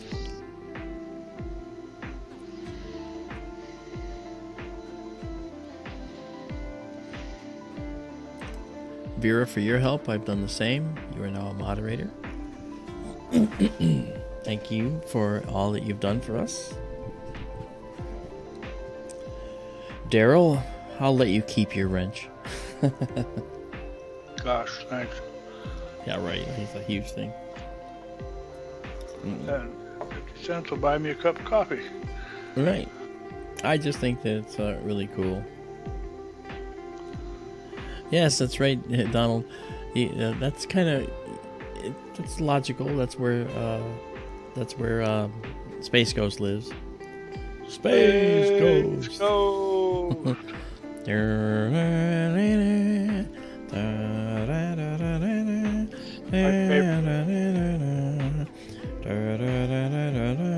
That's the theme. And then Did you ever watch his? Did you ever watch Space Ghost talk show on Adult Swim? Yes. Space Ghost Coast to Coast. Yeah. Yeah. That's right. I love that show.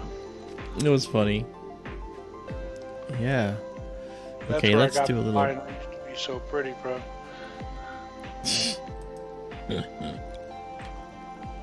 Okay, so we got a little there, and now we're gonna do a process, and then let's actually do what we did before. We're gonna bring our dark level down a little bit. Take our dark level up, I should say. Moltar was the producer, and Moltar, yeah. Zorak was the band leader. Zorak. Yeah. Yep. The evil giant. Yeah. Oh, what was he? Insect. Was he praying mantis? Was that Zoltan? Zorak. No, Zorak. He was the praying mantis. Yeah. Yeah. Yep. Wow. I never cared for Brack much, though. Let's zoom in and check out how our focus looks and how our guiding looks. Beautiful. Absolutely beautiful. And I want to point out something too in this nebula, which is really interesting. If you look in this nebula, one of the things you'll notice, okay, is that the nebula has this bright star in here. This bright star is actually scattering the light of the dust, like we talked about, right? So this nebula below me is created by the fact that the star's bright light is being scattered by the dust particles that make up the interstellar dust in this nebula. Then, okay, you'll see right here, right, there is this region that actually is like empty of dust, and it's actually just open. It's like a little window out into the universe. So you're seeing these stars through a hole in the dust. See that? And that's actually kind of cool. That's a really neat feature of this nebula, is that hole right there. Yes. You know, because there's this many stars through here on the other side, but you can't see them because there's dark dust blocking it. But right there you see a little bit, and that's kind of neat. I thought that you guys would appreciate that. So, you were gonna say, Daryl? Me? Yeah, I thought you were gonna say something. Oh, I thought about it for a second. Okay. Remember Zorak's nephew? Oh, yes. Jeez, I don't remember the name. Raymond. Raymond? Pizza, pizza, little Raymond. Oh boy. He looked like a miniature Zorak. Mm-hmm. Here's the second dust cloud. Okay. There's the window. You know, isn't that cool? Isn't that neat? I mean, you're literally seeing the 3D universe right in front of your face. This is neat.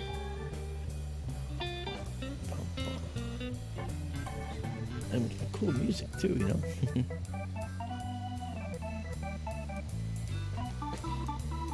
Neato music.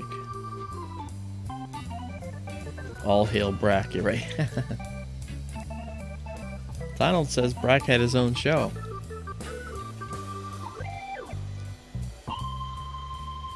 He did. Is that music too loud for you guys, or is it just fine? Let me know.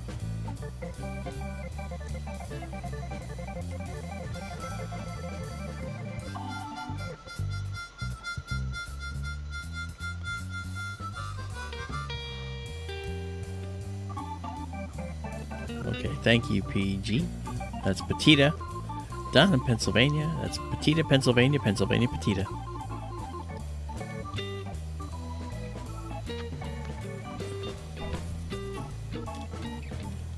I met Petita in Pine Bush, New York.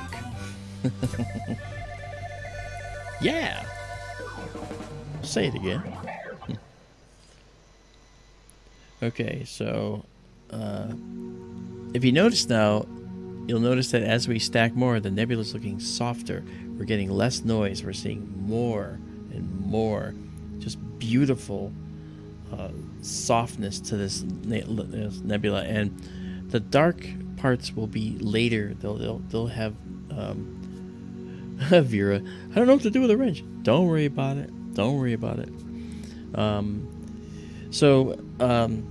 The softness in the nebula, okay, will occur in the dark areas later on. The light areas get it first. Look at this beautiful little line right here. This beautiful line of nebulosity. We've never seen that before in our views of the Iris Nebula, which is what this is. And the Iris Nebula is this beautiful nebula that we classify as a reflection nebula with a dark nebula associated with it, and that's this dark stuff right here. It's just stunning. I mean, you almost can't get enough of this, you know? Yeah, that dark stuff has that brownish look to it, like it's being faintly illuminated. Yeah. Yeah.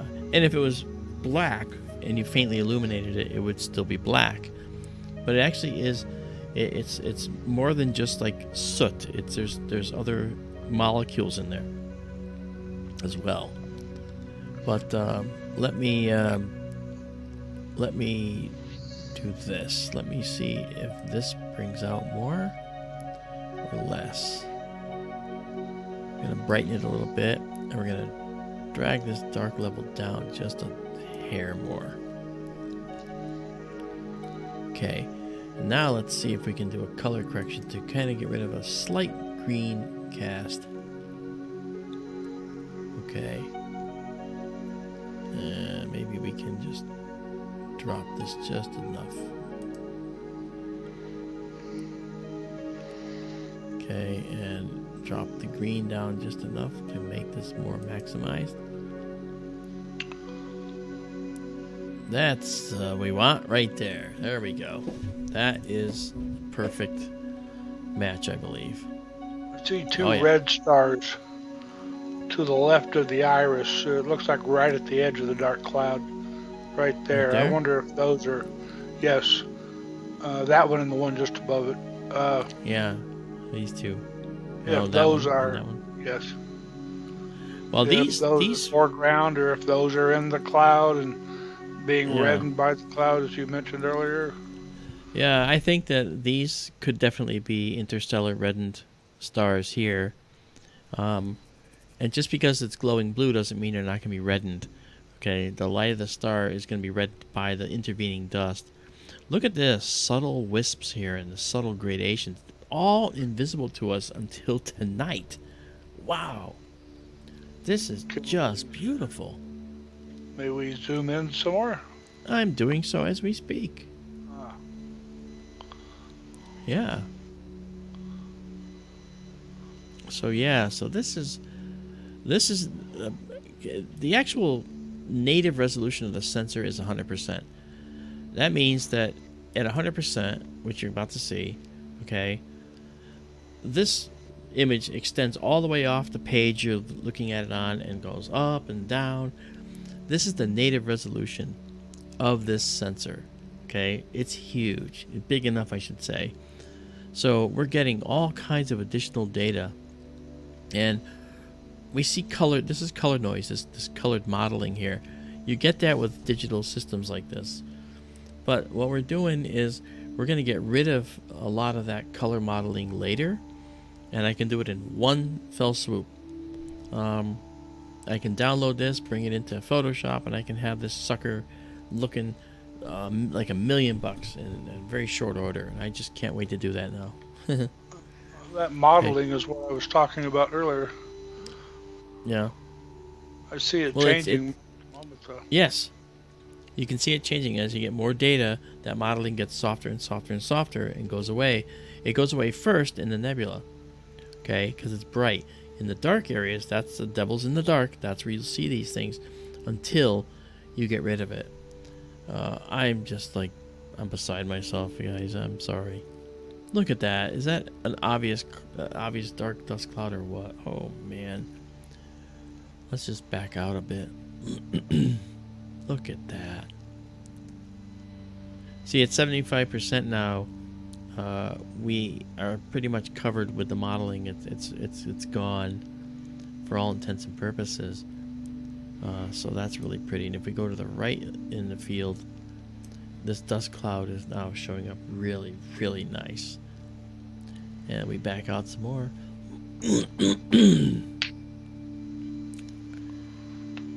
Wow. I mean, ay, ay, ay. Look at this.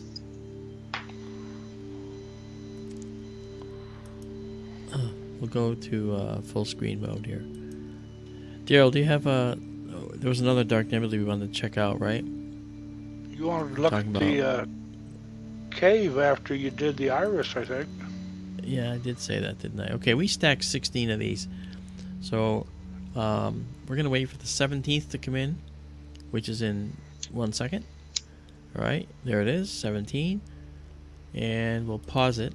I could let it go to like 30 or 40, but I don't think you want to sit through that. I know that I would not want you to. And then we're going to save it. And so now it's the saved stack is out there. And then we're going to save it exactly as seen, so you can have that and enjoy it. Okay, and now we're going to clear it. But alas, it's not gone. It'll be on the server in just a few minutes. It's already on its way up. Okay, and as you can guess, we go through our... this is a standard procedure we go through. We then change to 1 second. We go to our hyper process mode, where we can actually see the object in the screen. Like this, and that's the iris. That's about what you see in a telescope, that's of smaller stature. A big telescope shows a little more of this, but you just don't see this. You don't see this beautiful dark nebula, not without massive optics and good cameras. It's a dedicated astronomy camera we have here. This is beautiful. Okay. Next, we're going to the cave, and the cave is actually in the neighborhood. The cave is going to look beautiful. My gosh, I can't get fast enough. Can't get there fast enough. You know, Right. I'm a big advocate for aperture. Yes, you When are. you get up 12 or 13 inches and bigger, it's like there's a quantum leap in what you see through the telescope. Yeah. I Uh, mean, there's a strong possibility that we may update this telescope to be a larger aperture because we know we have a system that works, and it's possible that possible we can do that. My. Donald Okay. Tunzer has a question. All I right, want to Donald. What do say you got? the Let's see. answer is yes. That's what I've asked you before about integrating data from different telescopes. Yes, That you know that's the frame size may be different, but they seem to be able to make them fit. yeah, that's absolutely possible, Donald. You can do that. Absolutely. Yep. Okay, I'm going to do this again because I allowed myself to click off of it. Now it's actually selected, so now we can go to it. So long to the iris. We'll be back. Okay. There we The go. wizard's right there next to it.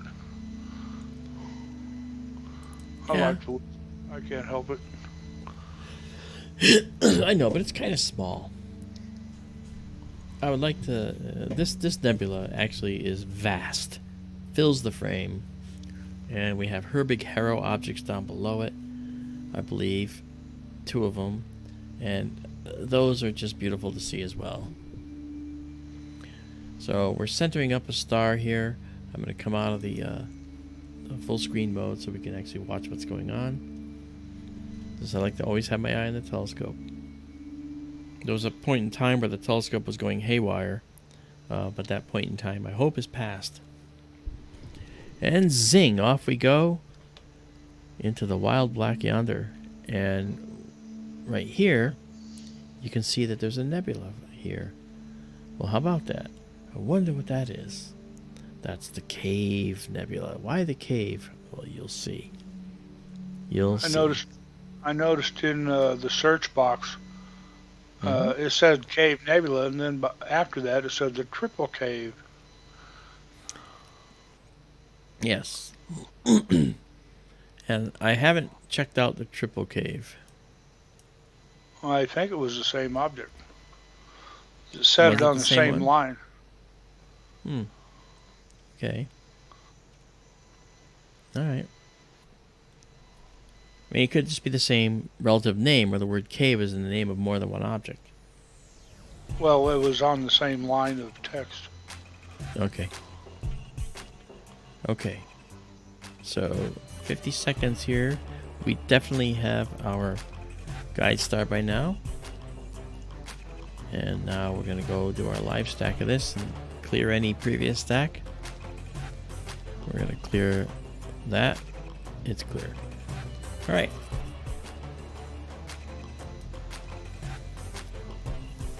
I caught you, Donald, when you said you mean 2. Yes. Yes, you can actually have that happen. You can. In fact, I have stacks. The stacks of the cave I'm doing now, I can stack from days earlier stack of the cave, and so I can continue to stack these together. Indeed, and all it varies is the framing, and so you crop so that the framing is proper. 4 seconds until we see the cave. Let's check it out. Ready?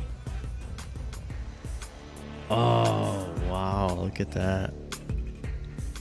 Look at that. The cave is an object that has an appeal all its own. Because the cave has reflection nebula right here. The cave has Herbig Haro objects, which are these down here. The cave has dark nebula. And the cave has emission nebula, with dark nebula leaning over it in places and moving around it. Look at these streaks of dark. It's just so beautiful.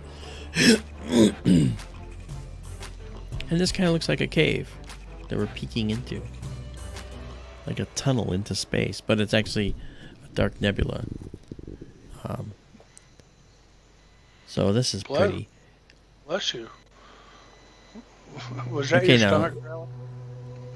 me? Yeah. No, Sounded like your stomach was growling there for a second. no. But the thing here, you notice how this got darker? That's because the noise got reduced immediately. The second exposure, the second stack element, always makes it look better. But if we zoom in, let's zoom into 100% here, and I want you to watch what happens. Okay, so here we are at 100%. You see this noise? Okay, we're 10 seconds, all right, away. Watch what happens to this noise. You're gonna see a change. Ready? So here it comes. Here it comes. Okay, now watch. See that? You see how that noise got subdued? That's going to continuously happen as we keep stacking more images. We're going to get rid of a lot of this noise. And then in the end, we're going to be left with an absolutely stunning image of the cave. Actually, I'm going to take us up to 50% of the full frame. That's where I want to be. And so we'll be able to check it out. But look at this. This is just beautiful. I'm now going to go into this for a moment and just process that a little bit. Okay. And do a color process just to try and get the color looking right. Good. All right, now that's going to look really nice.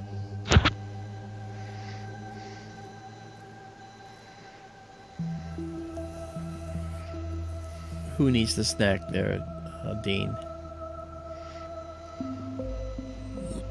Oh, thanks, Cypher. Yeah, that subtle difference is important to understand, you know?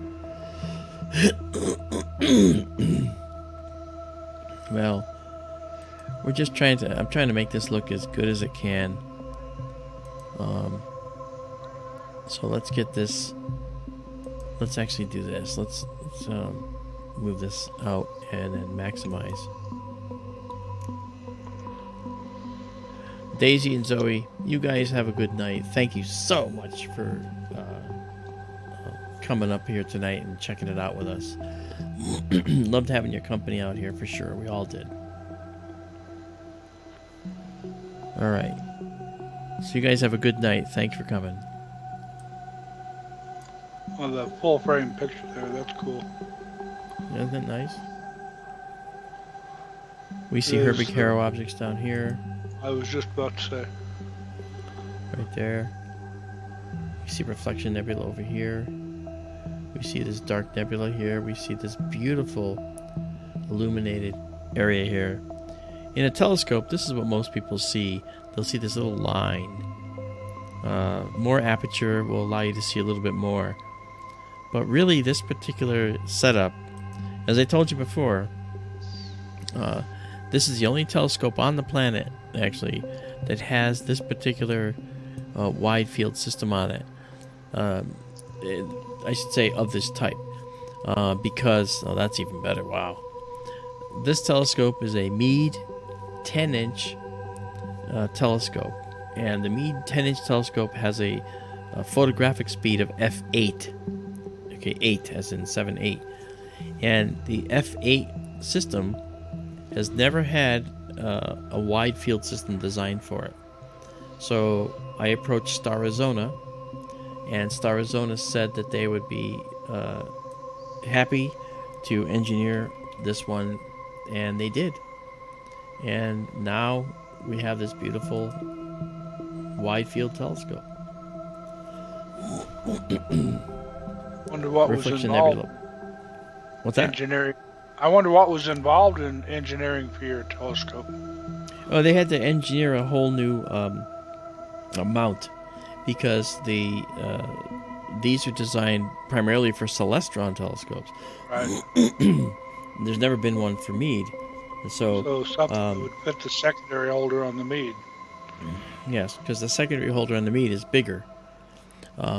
And so they did that, and they also had to engineer a specific spacer for the camera to put the camera at the right focal distance so that everything will focus without a lot of effort. It has to be within that very narrow range, and it worked great. Worked really beautifully. Look at this. This is so incredible. Wow. Let's just do that. Bring it up a little bit and back down a little bit. Oh, that's beautiful. It's just beautiful. Nice. Huh. So we've stacked eight so far of these. So when we keep going, it's going to get even better. Let's try a little push to pull out some more detail. Okay, let's try it. Let's see how that looks. Wow. These Herbig-Haro objects, you can actually see them quite nicely.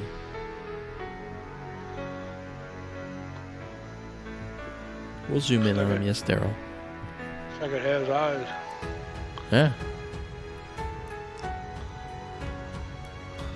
Like a Amazing- raccoon's amazing eyes or details. a dog's or cat's eyes glowing in the dark. That's true. I'll take away the name here just so we can see it uninterrupted. And I'll bring it up every now and then to remind you of what it is. Okay, so if we go zoom in some more. Alright, this is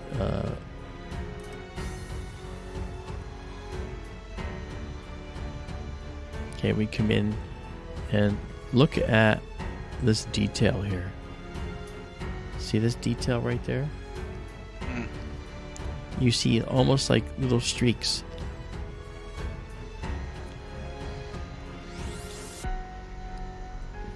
See that? See these little Yes, area? Yes. That is really something. And little blue reflection nebula. Okay. Dark streaks. That is just unbelievable.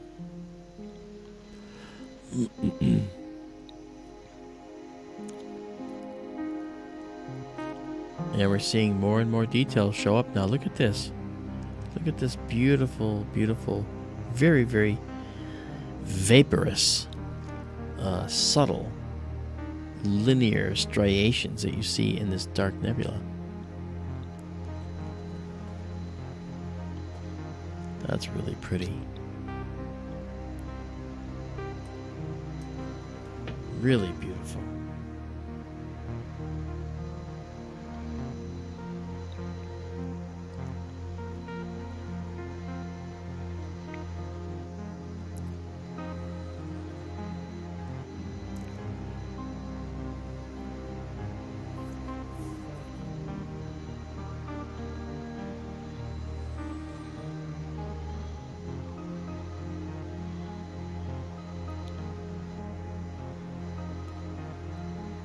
Just waiting for more detail to come in.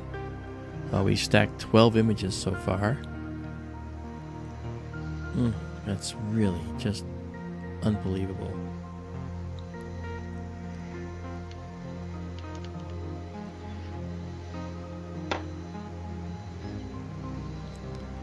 These are very interesting objects right here, the Herbig-Haro objects.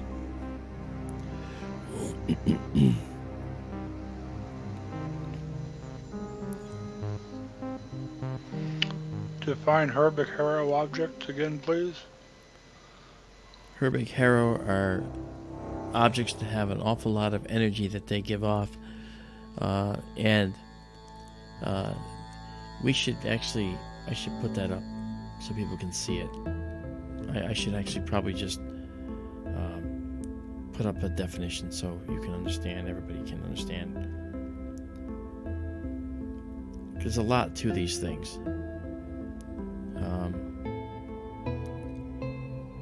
Just a sec.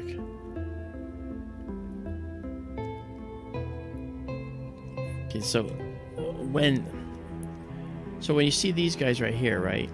Okay. The Herbig Haro objects are these patches of nebulosity you see here, the nebula, but these are areas where stars have just been born, and as such, they have basically a personality all their own. Okay, they actually have characteristics that set them apart.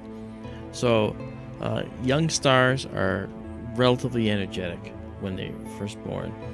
They can be very energetic, very have lots of flares, and with age, stars tend to stabilize and even out. But the young Herbig Haro objects are guaranteed you're not going to have planets around these guys for quite some time, because these are stars that are just born, and thus they're still in a very energetic phase of their young lives. So I think we have this nebula is associated with Herbig Haros. I'm not sure if both of these are Herbig Haros or just one. I think they both might be, but I think we also have some up here possibly. I'm not sure. I'm not sure in this nebula. I don't know specifically where these are. You know what I mean? Sorry, I was muted. There is another red object to the left of that one a little bit. I wondered if it might be one also. One? Yes, because I've described that dark space in between. There was a peanut once. Yeah, this right here you're saying. This dark space? Yeah. Yeah. The fact that we can see it is just incredible. I'm really impressed with this.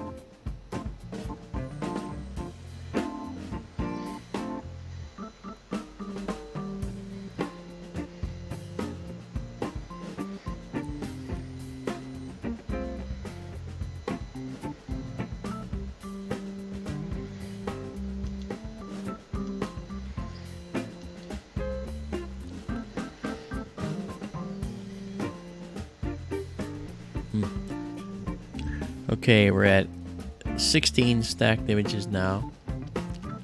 So we've got quite a good base here for this particular nebula, the cave. So Daryl, would you like to find us another object? Yes, I'm looking at it right now. Okay, first let's zoom in on this. Barnard object. I'm sorry. Good. We're just going to zoom in on this for a moment. If you notice, there's stars in here. We can actually see these individual stars. 1, 2, 3, 4 stars in there. And that's really beautiful. We had no hope of seeing that with the previous state of the telescope, so we're in good shape. All right. Oh, look at this. Okay, well, it's a Barnard object. It's for me. Okay, first things first. Go ahead. Barnard 175 is part of this. Is it to the right of this? I'm sorry? Is what we're going to look at to this side, to the right of this object here? Oh, no. Okay. I'm reading. Bear with me. All right. Now, this is called... We've looked at this before, I think. Barnard 175 is part of it. This has also been called the Wolf's Cave. Okay. And try a VDB 152. Vandenberg object. Okay. Okay, let's first back out. Because this is a Barnard object, I think, too. This right here. This little piece. But let's actually... Alright, I saved it all so we can clear this. Get out of this particular stack, because we're going to start a whole new one. And let's do our 1 second exposure again. Privately, folks, what I'm going to do is I'm going to actually probably take, hey Fantasy, privately, what I'm going to do is I'm probably going to be taking 5 and 6 minute exposures at some point. I won't subject you to that. I'll just do it myself and see how they come out. I know people that take 10, 20, 30 minute exposures. And this sky will support that. This is just a beautiful sky for that. Okay, we're at 1 second again, ready to go. Let's get out of our... Go ahead and try Bernard 175. Okay. There's a whole lot associated with this. Okay, so we're going to look at B175. I believe that's what's in this particular atlas. It's B175. Yes, it is. Let's find out where you are. No, not far. It's very near the elephant's trunk in this whole process. And it's also an LDN 1217. That's not the LDN we looked at before. No, that was 1251 if I remember right. Yeah, okay, so let's go here. I am experiencing epoch, as the Klingons say. Deja vu. What are you experiencing? Oh. With this? Yes. Okay.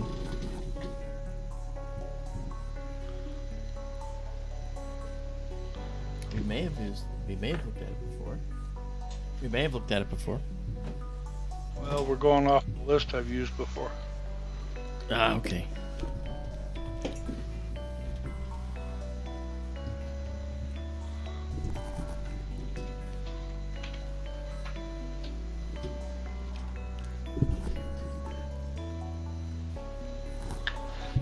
All right, here we go.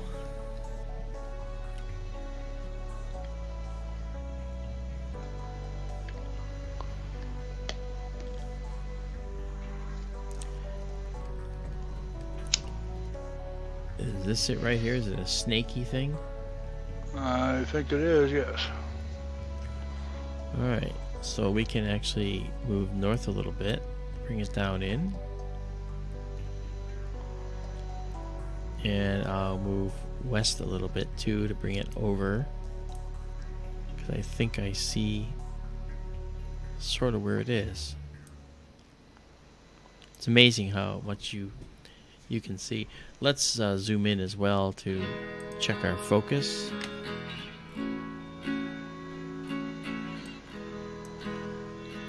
Let's go to 100%. It looks like focus is pretty good. Yeah, focus is holding very well tonight. I think we're at our focal optimum right now. Okay. So, let's go back, and I think that's just about right. Let's do 50 seconds again and get off of our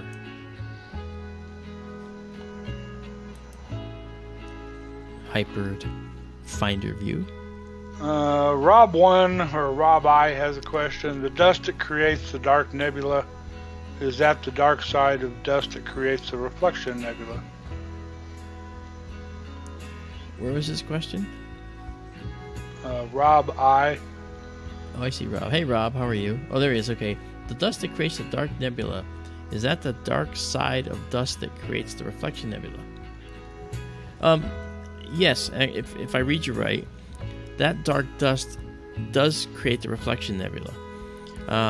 And that's because the dark dust is scattering the blue light from the stars that are nearby. And it doesn't have to be that the stars are extraordinarily bright to have scattering occur.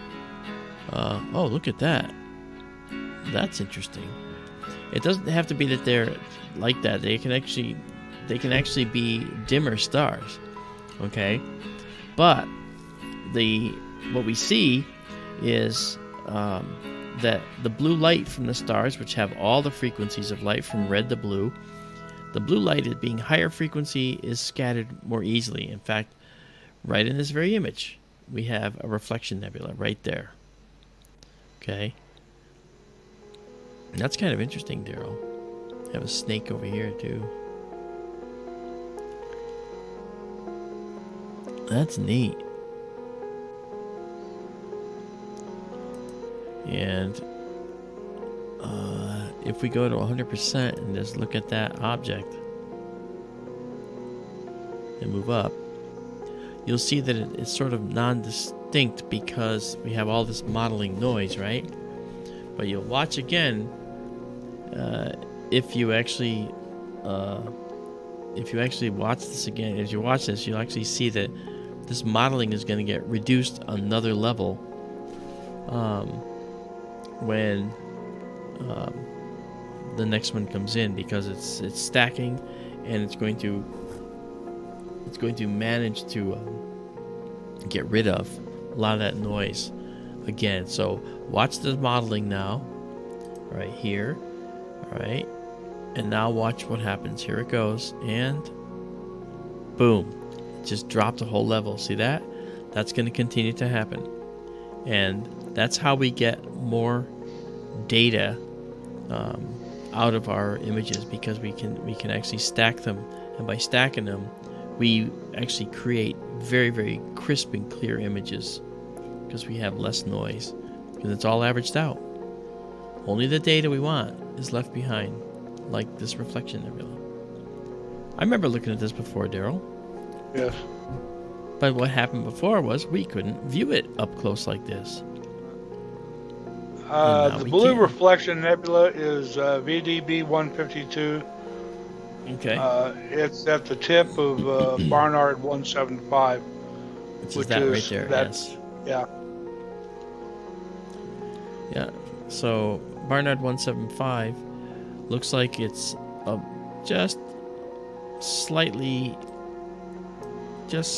longer than the field I had here. So let me just reduce it in size to get it all in the view. There you go. So here is that Vandenberg object he's telling you about. That's the VDB designation. And here's this other object. It looks like it goes to about here. It looks like a little cloud of dust with some very red stars in it. If that's not an artifact, that's probably a carbon star. Carbon stars are stars that have a lot of soot or carbon molecules in their outer atmospheres because of the fact that they're so big, and they dredge up this material from inside. And that might not be a carbon star, that just might be an artifact, but yes, it's an artifact. It's a red artifact, which is fine. I can get rid of all that anyway. Wow. Okay, and let's go to 66%. And then bring this down. Look at that. That's beautiful. We've stacked 5 images so far. Well, even objects like this are stunning now. You know? Do you have another object too, by the way, Daryl, that we might check out after this? Give me a moment. Sure you don't want to look at the wizard? I know you want to see the wizard. I don't want to see the wizard.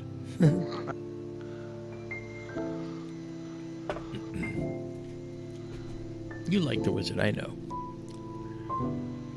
But I would like, I'd like to look at different things. This is something new.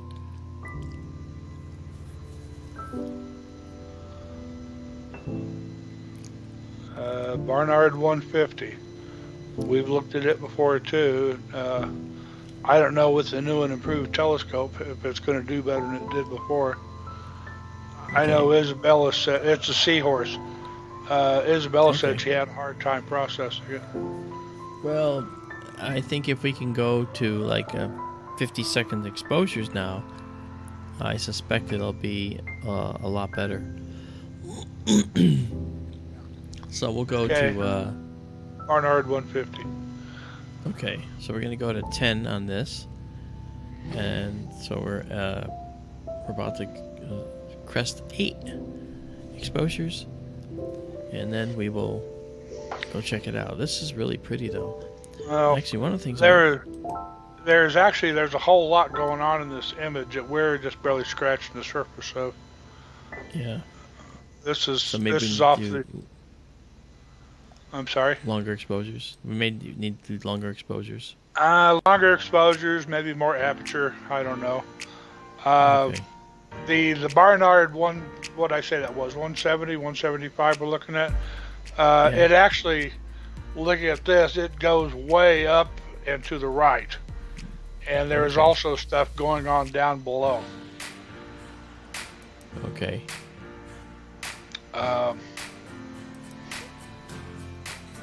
We need Hubble. Yeah. Oh, I can see there's stuff going on down here, yeah. And that may continue up. Might be filamentary.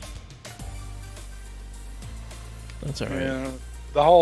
Our image is inverted from the APOD, and trying to keep it all straight. There may be more going on to the upper left of it, out of frame. Okay. All right. Well, then let's pause this for now, and we'll stop with 9 images here. Save it, and then go to the next Barnard object. 150. Yeah. When you talk about Barnard objects, guys, the Barnard objects are the dark nebulae. There's a whole catalog of just these dark nebulous locations. And the fact that we can see them is testament to the dark sky that we're looking in. Alright, so there we are. We've got that. So I can get rid of this now. Come back here. Okay, and get rid of this. Go to 1 second again. And give us a finder hyper, basically a hybrid finder view. Okay, and now we're going to go to what's called Barnard 150, so that's good.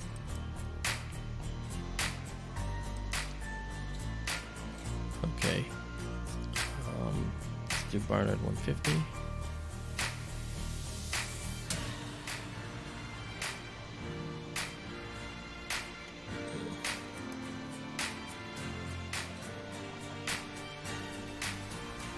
B150.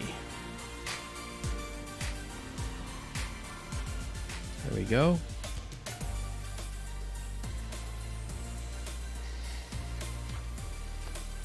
And are we okay with this one?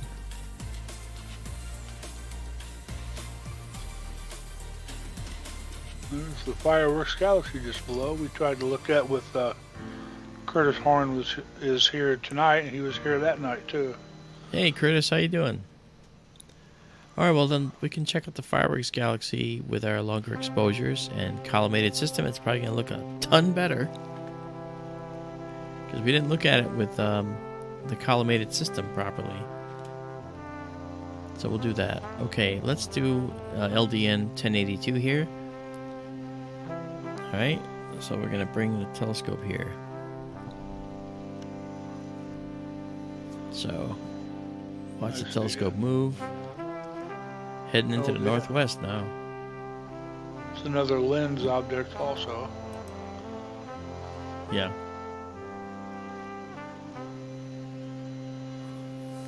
That's good.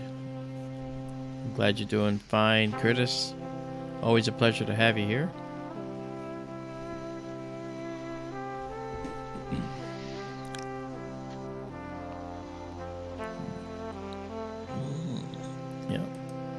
So here in my little bunker, okay, it's just a little chilly. That, Curtis, that's our eastern SkyTour system, and we're gonna find another dark sky location for that, if not right out here. I'm not sure what I'm gonna do with it yet, because we're getting such a good response from this telescope that I think we're gonna probably try to find another place for that one there. Out west as well. then just get a whole different telescope for out here. We're just crazy, I'm telling you, crazy. Okay, so we are at the seahorse now, I believe. This is the seahorse. Is that right? Yes. Okay, so let's do a 50-second shot here.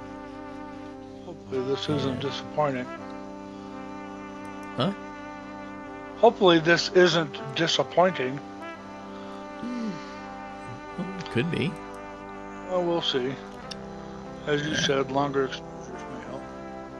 Yeah. Okay, we're clearing this one because we've saved it already. Yeah, I did, Curtis. I'm actually, I've been told delivery will be February of 2022. It was supposed to be the end of the year, and now it's been February 2022. I knew that where we were in Arizona was going to be perfect for a Starlink, and it is. We're going to have a 94+% uptime. Yeah, with that out there. And over the course of a whole day, that means that we might have just a very short amount of time where it'll be down. Oh, look at that. That's not disappointing at all. Huh. Look at that. You wanted a dark nebula. There's a dark nebula. Yeah. Hello, Lord Newbert. Welcome. Yeah.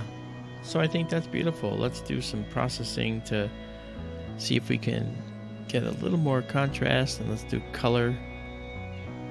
There's a color change that looks pretty good. Might want to just pull out a little of the... Yeah, there we go. Took out a little of the blue. All right.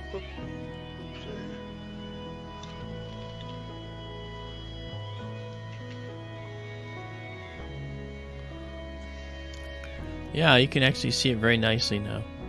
Yeah. Very nice. And it'll get better as we stack, because we have just 2 stacked. And once again, just to show you as I get in there, I want you to watch what happens to the noise. All right, at 100% at full frame. Okay. There is the seahorse. See this noise? Watch what happens to the noise. Okay. We're 9 seconds away, and you'll watch this stuff diminish really quite a lot. Okay, the second one does a lot. So here we go. Ready? Okay, watch. Boom. You see that? It started to average it out more, and it's already looking better. So that's how that works. It really looks great. Okay.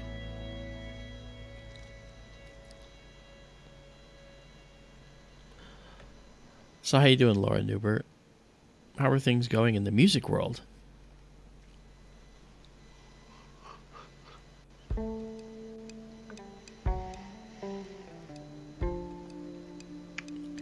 Yeah, I very clearly see this. And now I'm going to enhance the contrast between this dark nebula and the background. Here we go.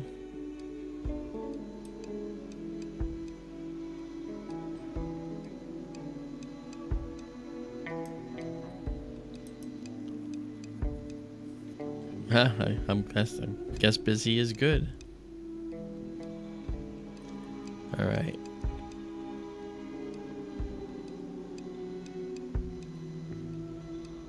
Curtis says stretch it once you've got more than 5 stacked, and you'll see the dark nebula come out further. Yeah.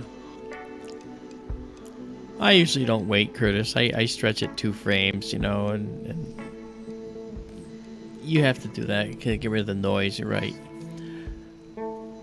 When I do the stretches, the final stretches, I'll do them in Photoshop. But I will definitely be stretching it here. Yeah.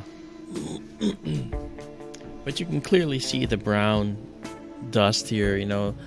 this carbon-based dust from countless supernovas that blew up to leave this debris behind. The galaxy is a very polluted place, you know, it really is. Stars just fling their innards all over the place when they supernova. Some of this is formed, you know, when the galaxy formed, you know, but most of it comes from supernovae explosions. It's hard to believe that, because when you look at individual stars, you have to imagine that many billions of stars had to go supernova for this to happen, and that's not untrue. So it does tend to leave a lot of material, and of course it's subject to gravitational interactions. Look what happened here, Daryl. This little tendril just sharpened up. You see that? That tendril just started to show up. Yes.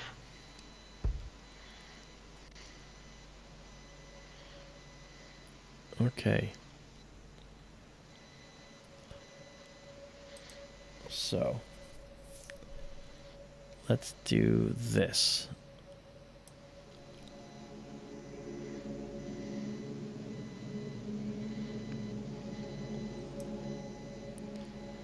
And then let's do this.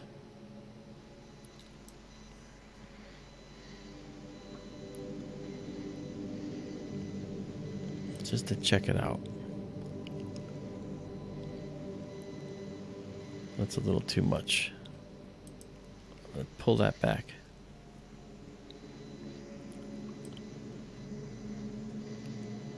Just drag this all back here.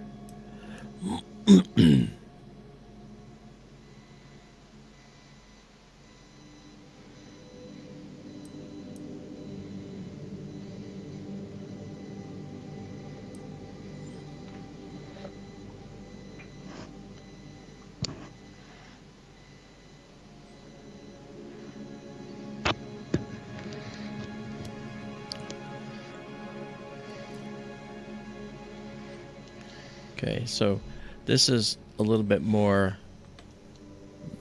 about what you were talking about, Curtis, when we do the stretch.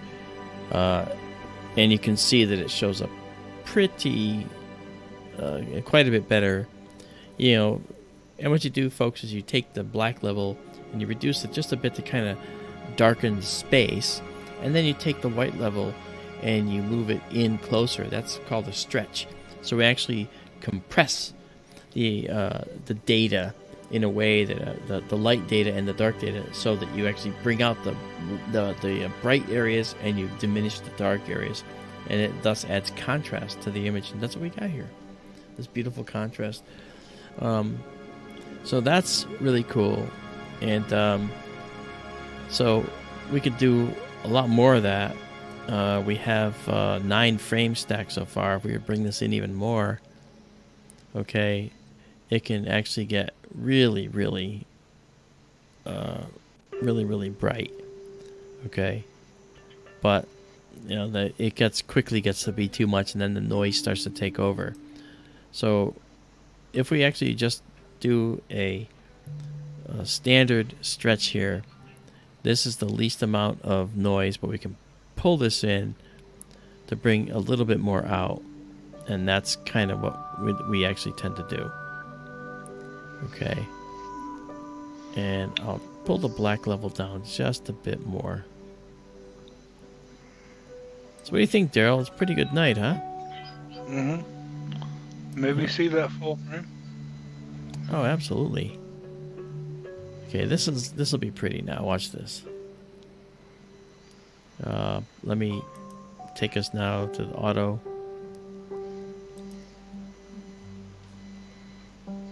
Look at that. That's pretty. Look at that line right there.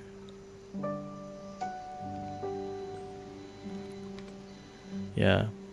You'll also notice a general lightening in the center. That's actually a result of a need for a flat field. I don't take flat fields in the observatory when I'm taking the photos. I actually do synthetic ones later. Basically what it is it's an image as if there were no stars or nebula in the image, and it just shows the brightness differences and color and all. So sort of dark around the edges, kind of as a light center. So it would be kind of a sort of a light brown kind of outside, and then a lighter brown inner area. So it would look like it's just a single frame like that. And then you subtract that from this, and it removes this, and actually adds contrast between this and the background. So it actually makes it look even better. So that's called a flat field, and then we'll do that later. We'll do that later. So while we have this here, let's actually let it do an auto process, and let's see how that looks. Yeah, see? That's sort of like automatically done now, and I think we want to pull down a little bit of the green. And here we go. Okay. So that's really pretty. And we're at 12 frames. I'd say we can stop here. Naturally, we'd go to 20 or 25 frames if we're going to do this for any serious amount of time, but for what we're doing, I think this is fine. Alright, so we saved it. The stack is now saved, and I will now save it exactly as seen. For those that want just a pretty picture. And there we go. What else you got, Daryl? You want another one you want to show us? Or do you want me to dig one up? You tell me. Well, we mentioned before this one, Fireworks Galaxy. Yeah, it's right there. NGC 6946. Yep. There it is. Also known as Caldwell 12, I believe. Right? So we'll go there. We'll check it out. And I'm going to be expecting it to look really nice. Especially because we're going to spend a lot of time exposing that guy. When we looked at it before, it was rather small. We weren't able to zoom well then, though. Yeah. Yeah, it's sort of like M33, if I remember correctly, and that there's a lot of H2 regions going on in it. Hence yeah, it's another SC, I think.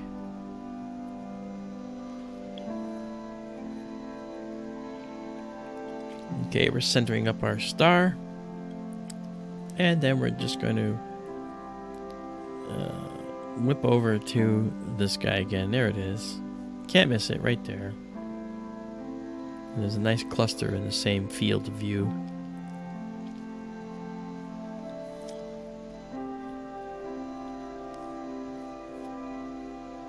Okay. So let's check it out, shall we? We'll do 50 seconds on this galaxy. Galaxies are interesting.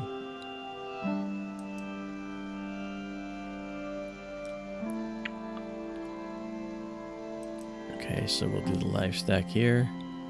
We'll clear the last one. Okay. So it's the Fireworks Galaxy is what we're looking at here. The Fireworks Galaxy is neat. Because if you look at it, it's like, in terms of distance, it's actually like 7, let's see, it's actually, what's the distance here?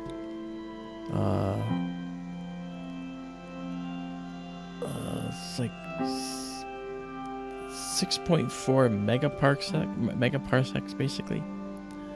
So trying to see 20 million light years or so. Yeah, 20.8 it says. So that's about right. Okay, so there is our first frame. Okay, now it looks small, and it is, but watch this now. We're gonna we're gonna zoom in on it. We'll go to 100%, and it's gonna look really noisy. Okay. We have a focus issue too. We gotta refocus. Notice? Okay. So before we do this, we're gonna actually get to do our focus over again. Gotta make sure we do that. So we're gonna get out of the stack, and we'll be back to the stack shortly. All right, there we go. Now let's do our focus. All right. Yeah. Okay. Let's see if we have to go down in our focus. Oh,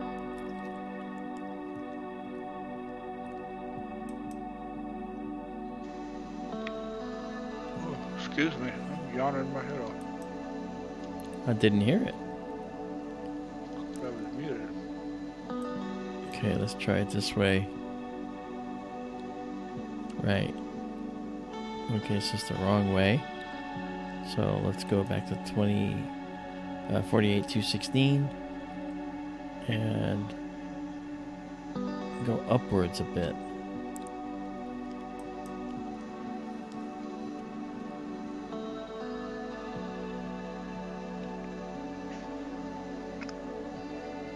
That's actually looking a little better.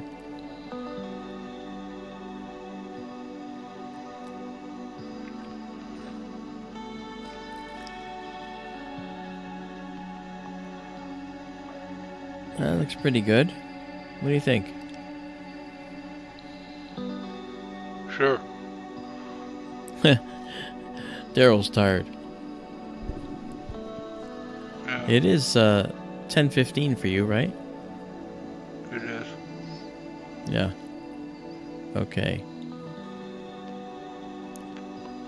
All right. So.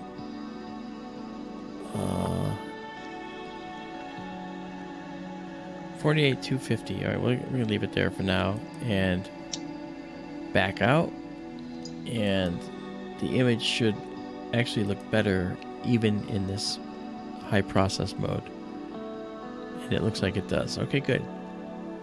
So we'll go back into this now. Set this to 50 seconds again. 50S. What's that? Oh, Curtis says that star cluster at upper right is NGC 6939. Okay. Thanks, Curtis. You can find Curtis Horn over on the cloudynights.com. One of the contributors over there. Curtis, if you want, you can plug things that you're part of if you like. Feel free. And you can also add links if you wish. Okay. So, at 100%, watch now. Watch how the noise goes away.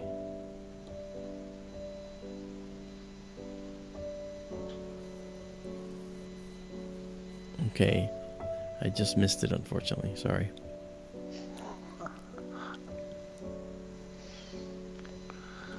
It's a pretty little galaxy. It is. I think the focus is still off a little bit. That's alright. It will be fine.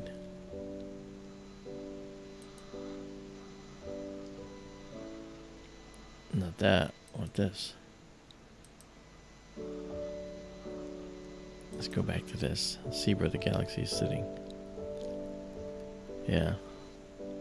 It's off a slight amount. That's okay. We're in that transitional zone.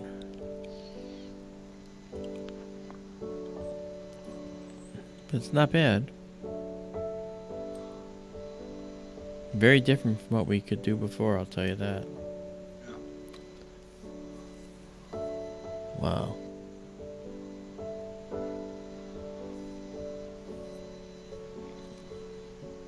Oh, look at that.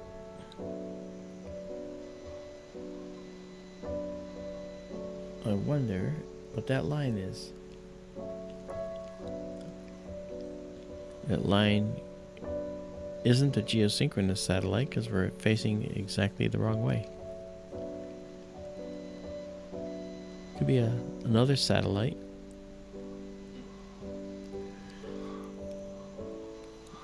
Oh, you look like you're pretty far in the northwest now. Yeah. So that could be a satellite heading over the pole in the opposite direction. Very faint satellite. Probably a spy bird. They tend to go over the pole. Yeah. Okay.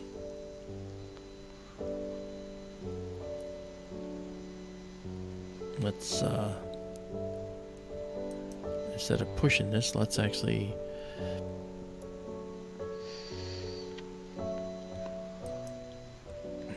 just get this back to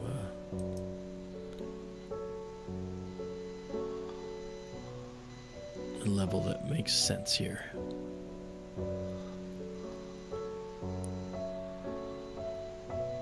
There we go. And then let's just drop the black level just a little bit.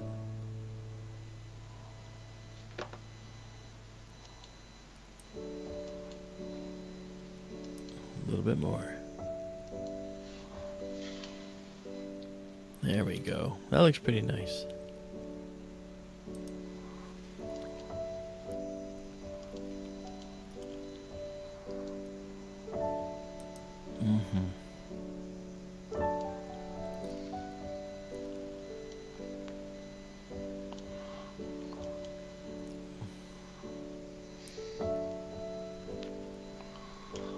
Wow. Well, you know, for a wide field system, it doesn't look bad, does it? So. Actually, Cepheus is almost west of Polaris now. Yeah. So that's getting pretty far over. It is. Cassiopeia is higher. Perseus is pretty much on the meridian right now. We're about to be. Yeah. And then over into the northeast, you've got Auriga. Taurus is well placed. Yeah, so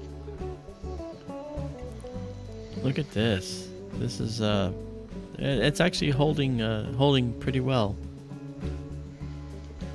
For, you know, considering that, you know, it's a wide field view. And low.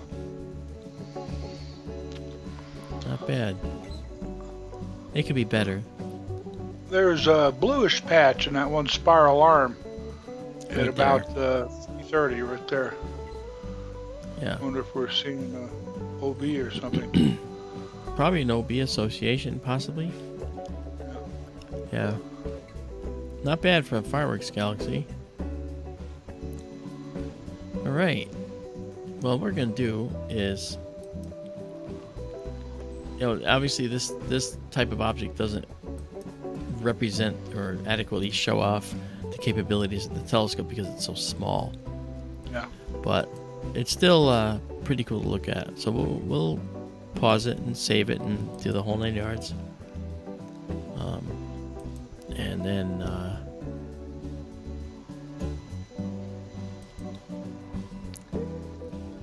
all right, so we'll clear this and be ready. So let's go back, set up a 1 second exposure. Again, there we go. And then hyper focus, hyper process. I like this little setting because it allows us to capture lots and lots of stuff and see it the way we should see it. And again, I set up the I set everything up, the color balance, so that it wouldn't be blue anymore. Remember, it was blue. Yeah. It looked like a Norton Star Atlas the way we were looking at it, but okay. So let's see now. There are a few things that we might want to check out. And one of the things I wanted to look at was on the other side. Let's see. Is this, that's 20 degrees. Yeah. It's still a little bit low.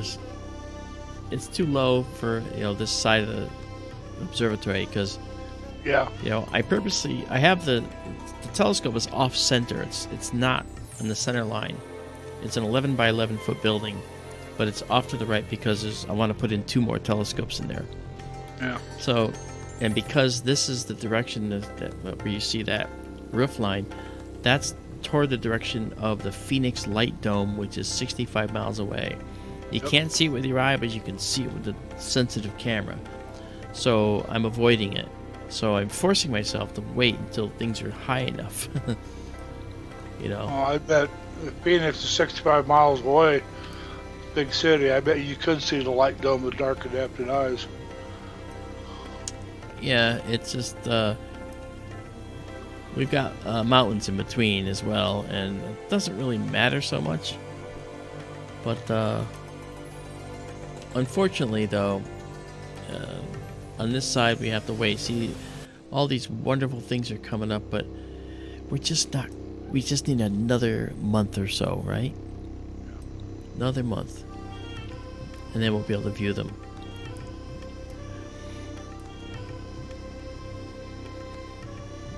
I mean, M35 is there and things like that, and no. But one thing we can look at, which we looked at yesterday, I think, not this guy, but we looked at the crab. But I mean, we can look at the crab again. We can just show people the crab, because I think the crab's just got some. It looks amazing. Yes, it does. So we'll do that. We'll head over to the Crab Nebula. Excuse me just a moment. Okay. Hey, David Schmidt. I know. I don't know why people don't get the notifications. It just makes me crazy. Okay.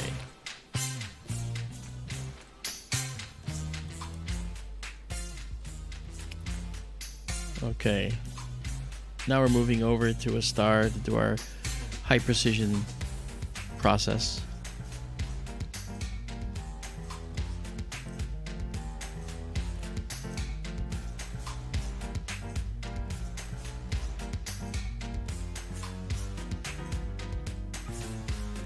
Am I a geek or what, huh? Yeah. What can I say? Geek. Get it. Astronomer. Yeah. And if you see me the way it should be, it's with these. So, full on geek. Oh, there is the beautiful Crab Nebula right there. Crab Nebula is just cresting the roof of the building right here, so we have a nice unobstructed view. And we can actually look at the crab in ways that are pretty nice. I'll show you. So we'll move it over a little bit more, get it centered up. Okay, too far. Alright. Now, here we go. Now we wait about 11 seconds to catch our guide star, let our telescope identify the guide star, and then we'll actually be able to do this. I gotta move over a little more. I'm gonna head to the west a little bit. Alright. Alright, now Crab Nebula was first seen in 1054 AD by Chinese astronomers, and it was actually seen during the day for months as a daytime star, which is really interesting. But the Crab Nebula is also a supernova remnant from a star that exploded. So we are going to be looking at that momentarily. And this I'm going to get rid of this in a moment. There we go. So there's what we're looking at right there. Alright, and then we'll clear this. Got 17 seconds. And the crab is going to look really pretty, I promise. We can see all the filamentary structures. We can see the pulsar in the middle quite nicely. Just got to make sure that it's as focused as it should be. So let me go back here and get rid of any of the processing we did. Let it even out. There we go. Color process, color balance a little bit. There we go. And now, if we zoom in on it, I'll just go to 100% for now. It won't be perfect, but we'll see right there, that dot in the middle. That's the crab pulsar you're looking at right there. And I can see I did not wait long enough for my guide star. So I'm going to kill this and do it again. I should have waited a little longer. So we have to wait for that to come back in again. But don't worry. It's what happens, you know. Alright. This next one should be okay. It takes about 11 seconds to 13 seconds to acquire the guide star. And I kind of went underneath that. So the telescope was still settling out. And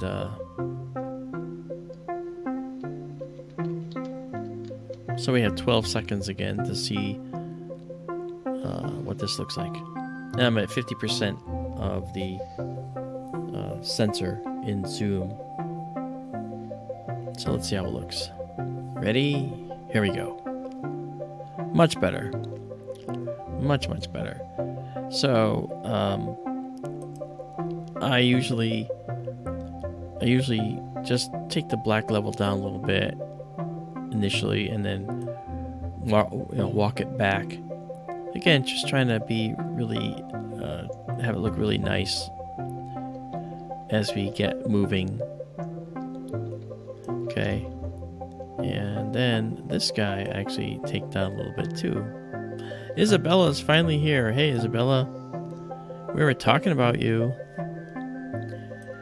Isabella deserves thanks, and show her your love, guys, because you know what she does? She catalogs every object in the stream and puts it in the table of contents for us in the comments. She just started doing that, so sooner or later she'll probably get tired of doing that. But until that time, let's show her some love, because that's really a lot of effort. Thank you, Isabella. That's really brilliant. It is. She's brilliant. And she's an awesome artist too, by the way. And she's in Bulgaria, by the way, which is why she's wishing us good morning. Sofia, Bulgaria. Very good.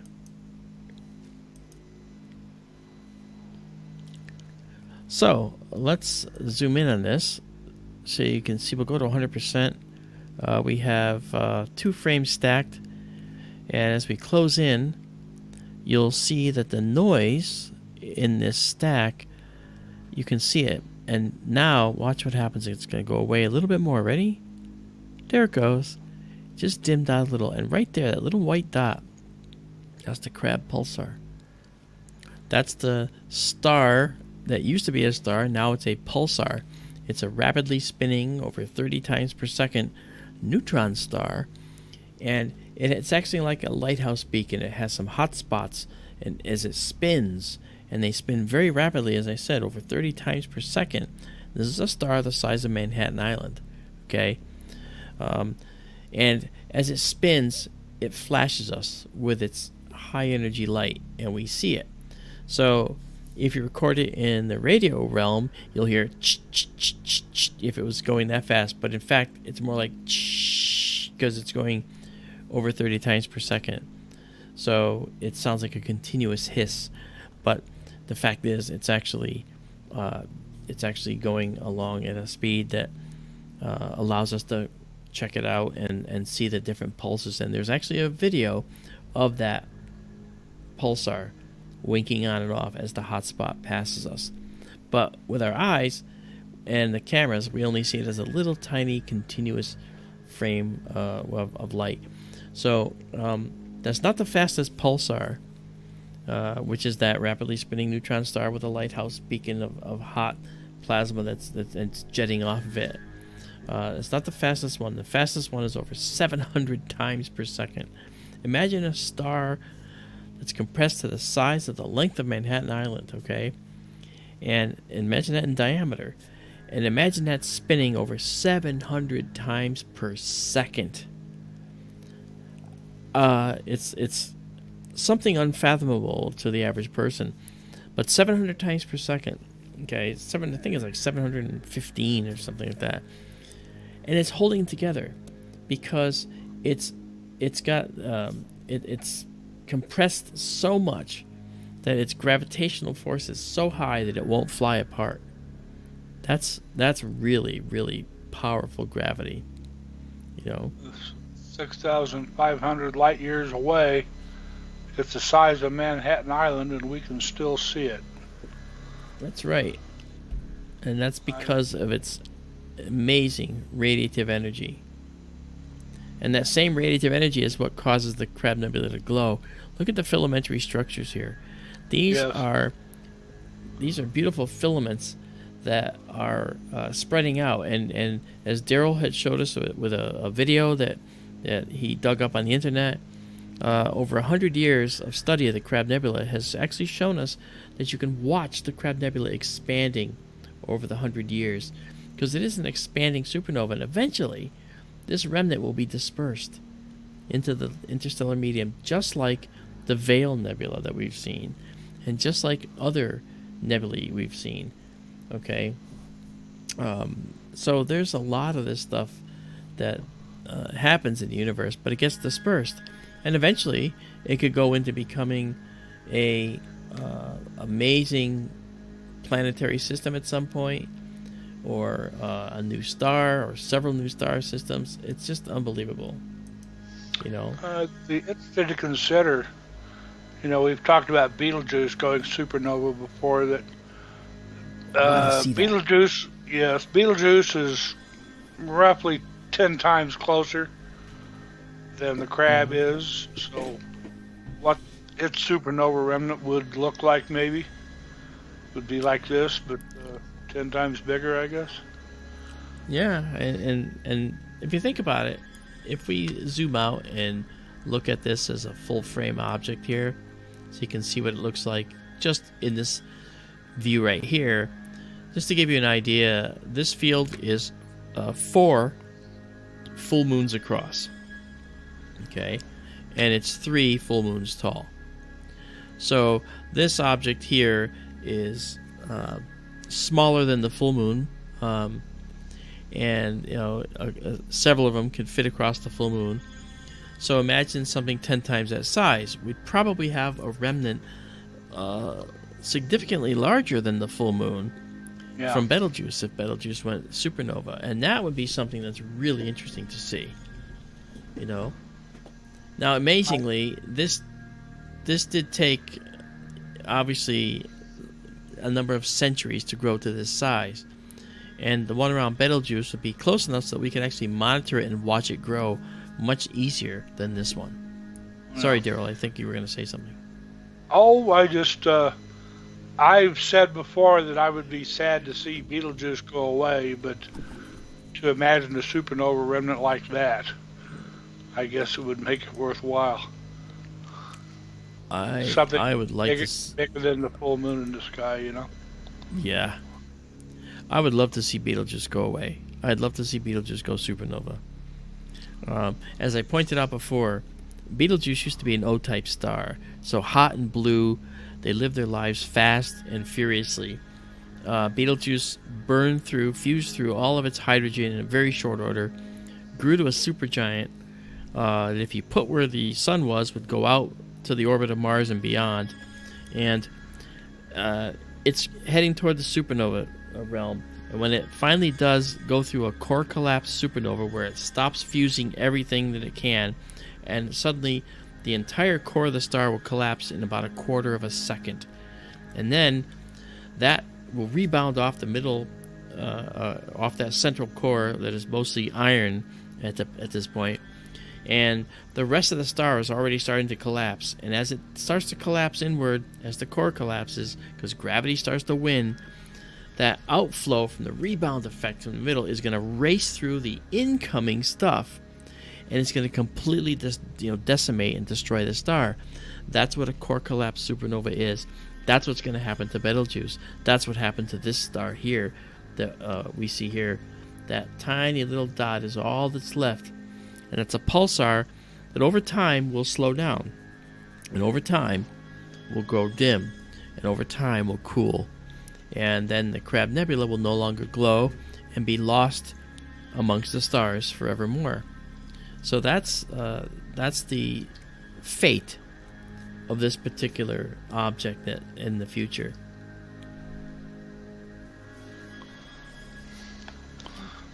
I think the crab here, the tendrils really come out with the stacking. It just gets better. Yes, they and do. better. You're absolutely right. Isn't it gorgeous?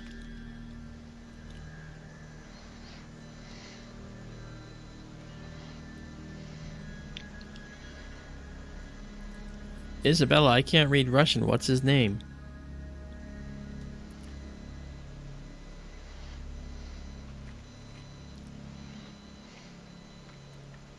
I want to welcome our Russian friend. We enjoy having you here. I'd love to know your name. Yeah, I don't read Cyrillic. I wish I did. Is that Borisov? Oh, Higgs boson. I just call him Higgs boson. Okay. So it wasn't Borisov, it's Boson. Okay, gotcha. So that's not his real name. Okay. His name is God Particle.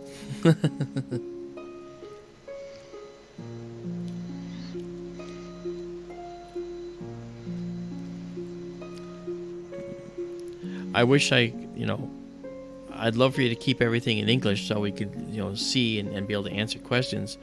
But if our Russian friend, if Higgs can't speak English, well, then I appreciate his attendance to just, enjoy the views. But we won't be able to converse other than maybe Isabella, because she seems to understand some Russian. And Cypher, you're scaring me. I think you know Russian too and aren't telling me.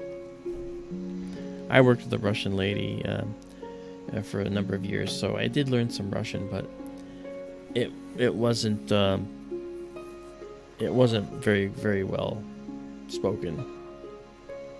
Oh, look, he said good night. What do you mean good night? You just got here. Yeah. Yeah, that's what I was asking him, Isabella. We'll find out. So yeah, so this is 14 stacked images. We're going to go to 15 of the crab, and then we'll stop there. All right. And we'll take ourselves to another object. I just don't know when to quit. I just don't know when to quit. Yeah, I'm going to call it here at the top of the hour, probably. Okay. I'll probably go before then. Okay. So in our live stack here, we're going to 15, and then we'll pause and save. It just seems like we always end up going over 3 hours. We definitely love what we do, don't we? Oh yeah. I just can't get enough of this. I hope we didn't offend him. Expose on. I don't know that we did. I certainly wasn't trying to offend anybody. I was just it was really cool to have him here. Well, Isabel called him Russian guy, so I called him Russian guy. I just hope that didn't offend him. Mm-hmm. Well, think about it. Think about it. If you were on a Russian forum and someone called you American guy, that wouldn't offend you, right? You'd think that's kind of cool. I'm American guy. So, really cool. Okay, so we got this done, so we can clear this and get out of our stack here. Drop us back to a 1 second exposure so we can do our hybrid process view and show us what we're looking at. Here we go. And go to auto mode so that we have the full extent of our field. There we go. You can even see the filaments in the 1 second photos here, which is really cool. It's testament to the fact that the sky is so dark out there. Okay. Now that we did this, I swear I do want to try. I do, but I know it won't work.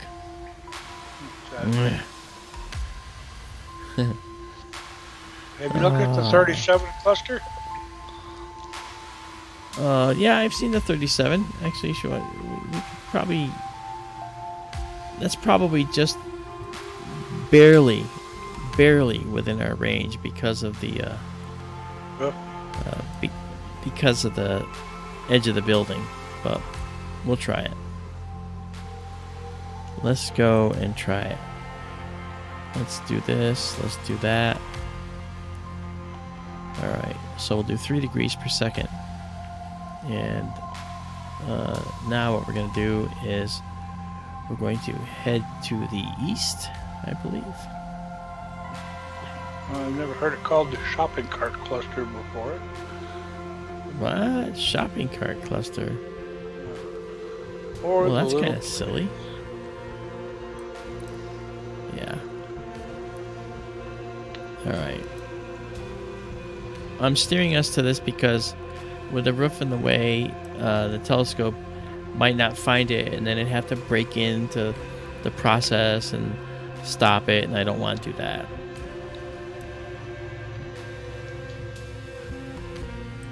Okay, here we go. Is to, I forgot how close the 37 is to Betelgeuse. Yeah, it's actually pretty close. Betelgeuse is just cresting over the top of the telescope's field of view here. And as you can see, looking up there, you can see that the telescope is kind of sort of aiming at the roof a little bit. And I'm going to show you an interesting feature that's sort of neat here. Let's just go to the west a little bit more here.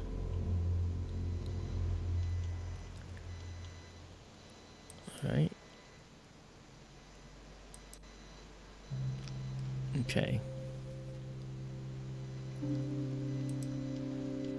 All right.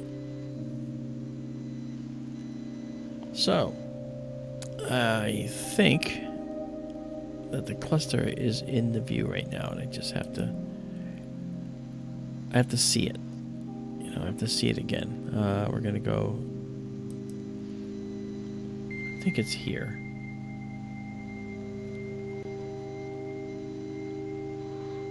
It's Is it not not? jumping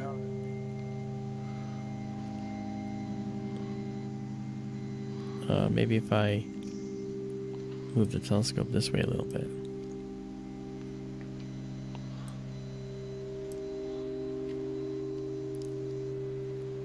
PG says she's Russian. Oh, wait, what's that? Is that it? I think it is, yeah. I remember the 37 cluster. Yes, that's it. Okay, let me move over. It's called the 37 cluster because you'll see the number 37. It's actually kind of funky.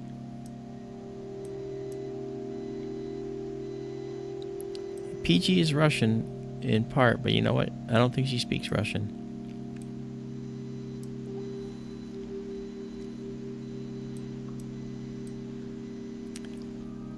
Yep, that's it. Okay. Yeah. That'll jump right out at you as soon as it stabilizes as you watch. Yeah, look. It's almost like it's a starry 37 in the sky, isn't it? See that? Perfect 3 too. 3, 7. Look at that. Isn't that cool, guys? This the 37 cluster. If we go to 50%, you'll actually see it better. Look at that. 30. I mean, who could predict? Look at that 3 and the 37. Isn't that's sort of cool, isn't it? Let's actually take a short stack. Actually, we'll do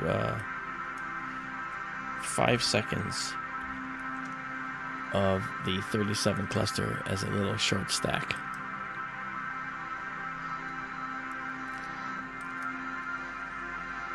See if you see a shopping cart. I guess I don't see a shopping cart. Do you see a shopping cart? I do, yeah. I think so. And they also call it Little Pleiades. Little Pleiades? Yeah. Huh. Well, I've heard the Pleiades called a Little Dipper. Oh, yeah. I got into it with some dumb guy at work one time who, I mean, you know, I've been doing this for a very long time, and he was really hard-headed, and he said he saw the Little Dipper up there, and he described where he saw it in the sky, and I said, well, you saw the Pleiades, and no, I saw the Little Dipper, damn it. And I could not convince him otherwise. That's all right.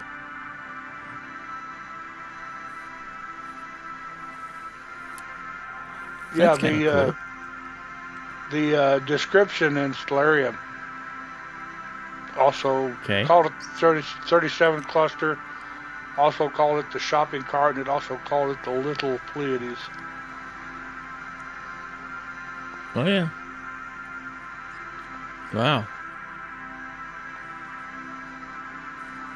Oh, man. No. Can't believe I'm going to do this. Okay. I'm going to see if Orion Nebula is cresting over the roof.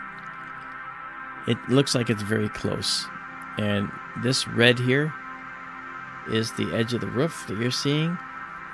And the reason you're seeing it as red is because on the end of the telescope, the camera that's sticking out the front, which is where it is, has a little red LED on it. And it very subtly lights the roof of the telescope, roof of the building. And so that actually... What? Sorry, you ought to put a piece of black tape over that, electrical tape. Well, it doesn't hurt anything if it's a clear aperture. And I think it's actually good to see if you've got any interference. If you remember, I had a red light on in the earlier dome here so that we could see if there was anything interfering with our view. And this, this process allows me to see if there's anything interfering with the view. You follow? Yeah. So I welcome the ability to know if something's obstructing the view. You want to try something different? Hello? Yeah, go ahead. Can you go back to Stellarium for a moment? Yeah, just a minute. I'm saving this. What were you thinking of, thinking Orion? Yeah. Horsehead? Cool. Yeah, because it's sort of right along that line. Yeah. Yeah. So yes, I was thinking that. There's something on the way that's a little bit higher. It might be easier to catch at this point, but I'll leave it to you. Well, I mean, if you want to, I mean, we're very, very close to Christmas tree cluster and all these other things, but if you want to take a look at, like, the Casper the Friendly Ghost Nebula, that's something to do as well. Is that what you were thinking? No. Okay, what were you thinking?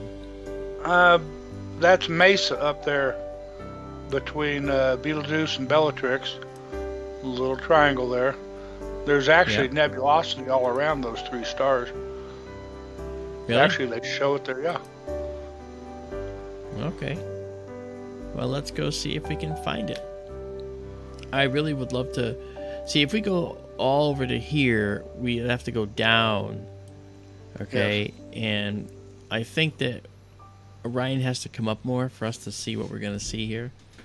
And I'm pushing it because I really, really love to see what's coming up, later in the season here. There's so many cool things that are coming up. But that's okay. My delay in talking just means they're going to come up sooner. Well, all right, yeah, so Mesa's a little higher than the 37, so maybe it would catch that now, and then we can go to the nebula. Yeah, let's try that. All right, so, and because we have interference, I'm always going to be just steering toward these things. I'm not going to let the telescope drive itself because I don't want it to get lost, and I got to interfere and take it back, and that's, nobody wants to wait for that. So I'm going to do it this way. We'll go 3 degrees per second, and I will head toward the west. You talked about wanting to catch Barnard's Loop the other night. Yeah, and it's going to be kind of tough. Well, Mesa, the nebula around Mesa shows up about as well as Barnard's Loop. Okay, but it's concentrated around Mesa. Yeah, actually, they show it right there. I mean, it's faint, but there's a large halo of nebulosity around Mesa. All right. Mesa's actually the star at the top of the triangle. Gotcha. MEISSA. It's Orion's head.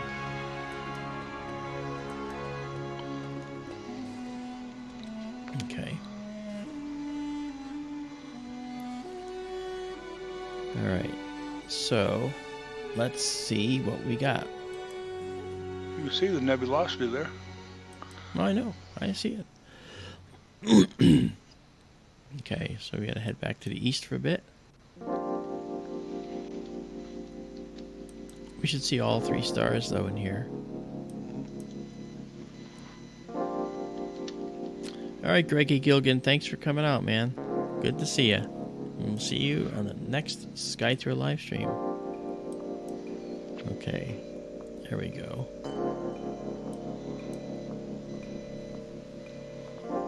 This square represents our field of view, by the way. So when we see this, it's a good representation of where we might be here.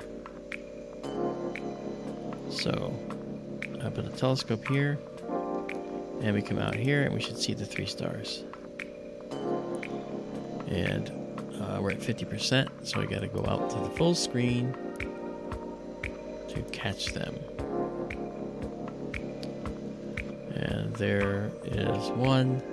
I think we still have to go over some more.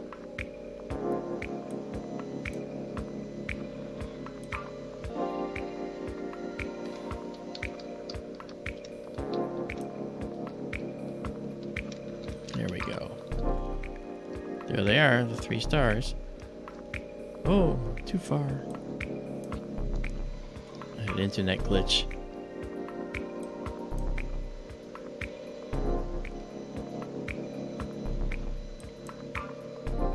I'm guessing this is Mesa up here. Yeah. Okay. Oh, you know what? Let me make sure here. Yeah, 5 seconds, that's why. Dummy. Why'd I do that? Okay. And now I can do this. And we'll see Mesa, and there we go. That's what we want to see. Okay. So, let's go here. Wrong way. Feldman. Don't waste a lot of time on it. Just, well, I want to just check it out. I mean, I'm going to have halos around it anyway, but I want to do at least one deep shot of it to see what we got. I can see nebulosity in there, actually. Okay. So, let's do a 50-second shot. Remember, we're waiting for things to come up. Alright, 50 seconds. And go. And go. And let's clear the last one. We might be clear of the roof with this. Maybe.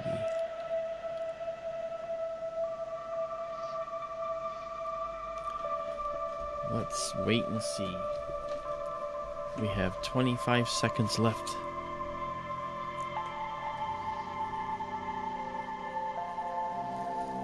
Yeah, the image I have on my desktop that I have used for years is a very deep exposure of the entire constellation Orion. It's kind of lying on its... Barnard's Loop.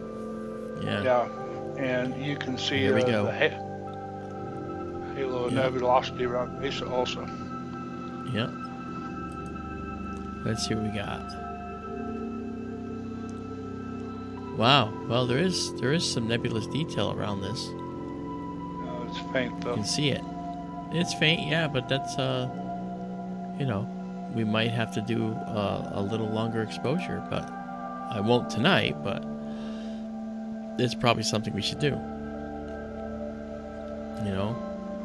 Yeah, the Mesa nebulosity and Barnard's Loop both come out really well in like I've said before, a wide field view with I used to piggyback the camera on top of the telescope to catch the whole constellation, and on 400 film, I think it was 15-minute exposure, it just really pulled everything out.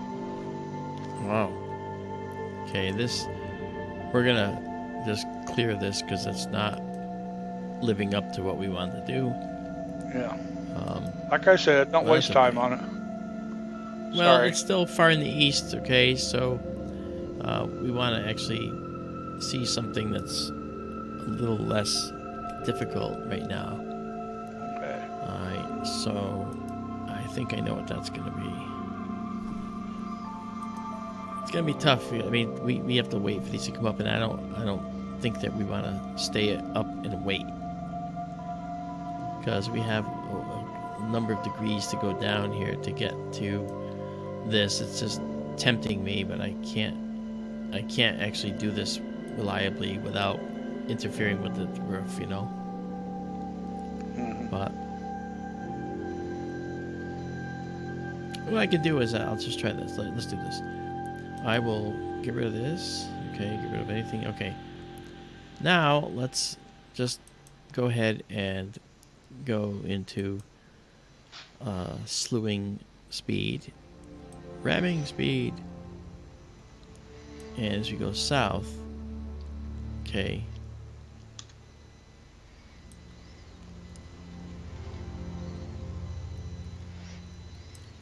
now you watch the telescope, see what it's doing, see what the telescope's at right now. Okay, right now if I come in here we should see the Orion Nebula, but we're also going to see tremendous pollution. Look at that. Hey guys, you know what this is? This is a teaser. It's a teaser to what you can expect to see. And I have a feeling that it's going to get a lot better than this. Also, one of the things we have happen here in Orion, because of its location, is we get tons and tons of satellites through here. So we'll be lucky to get a picture of the Orion Nebula without a horizontal line in here of a satellite. But there we go. Look at that. Isn't that beautiful? This is the Running Man Nebula here, and this is the Orion Nebula. This gradual pink you see, that's the light from that LED hitting the roof right there. Yep. Now, what we can do... What's that? So I bet the roof is cutting off half the frame. Oh yeah, I'm sure it is. Okay, but you know what? Just for fun, what we can do is this. See, I'm at this spot here where I'm getting an awful lot of stuff here, but there is the trapezium down there. That's the 4 bright stars that power the Orion Nebula, and we can actually like move our way through and increase the brightness and have more and more of it come out. You see? Look at that. And we'll be doing a lot of that once this is up fully for us, you know. And there's so much in here, so much dark detail in here, and once it's high enough in the sky, it'll be just beautiful. So that said, what we're gonna do is move a little bit north right now.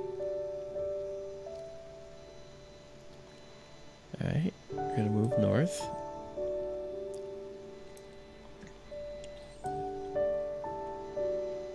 And if we move up this way, we're eventually going to hit the belt stars of Orion.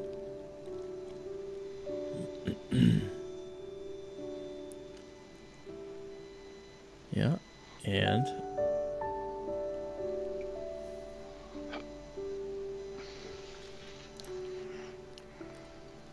so if I come up here, all right, you see we're partway there. So I'll just show you another teaser for what we're going to see. All right, and to do that, I'm going to just take us to this setting here. We're going to go to 0.5 degrees per second. All right, and we'll just head north more now, faster. Is that the North Ned? What? So what are you going for? The Norse Ned? Best, that's brew. You recognize that? Not offhand. Oh, you don't, huh? You will. Now you do. Yep. That's Sigma. Sigma Orionis. Oh, okay, of course. Yeah, and here is the horse head. Now, what's interesting is we could probably get away with trying to take a photograph of this. That's Alnitak, which is a very, very bright star, the leftmost star in the belt. And above it is the Flame Nebula, which is right here. Okay? And so what we'll do is we're just going to try a little something. We're not going to go very long on this because we have the roof in the way. But again, it's a teaser. It's a teaser. It's the after 1 a.m. teaser, guys. So what we'll do now is we're going to move a little bit eastward. Okay. And that's perfect. And then I'm going to zoom in, check our focus. All right. Oh, focus is looking really good right now. And then we're going to do this. Okay, it won't come out perfect because we have the roof in the way, all right? But I am going to just show you a 30-second shot of this right now. So here we go. And we'll stack it and get rid of previous one. Okay, it's already gone. So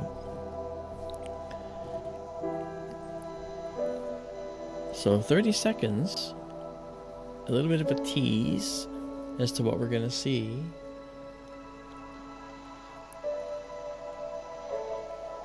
As Orion rises higher in the sky. This is another Barnard object, if I remember correctly. It is Barnard 33. Look at that. That's classic right there. Yeah, actually, doesn't look that bad considering the roof's in the way. Not bad. And I've never seen this with the telescope in this configuration where it's actually more optimally and properly set up. So as it goes along here, you can see the Horsehead has multiple gradations. It's just sort of a thin spot, and we'll notice that the Horsehead, and this actually looks pretty good. Yeah.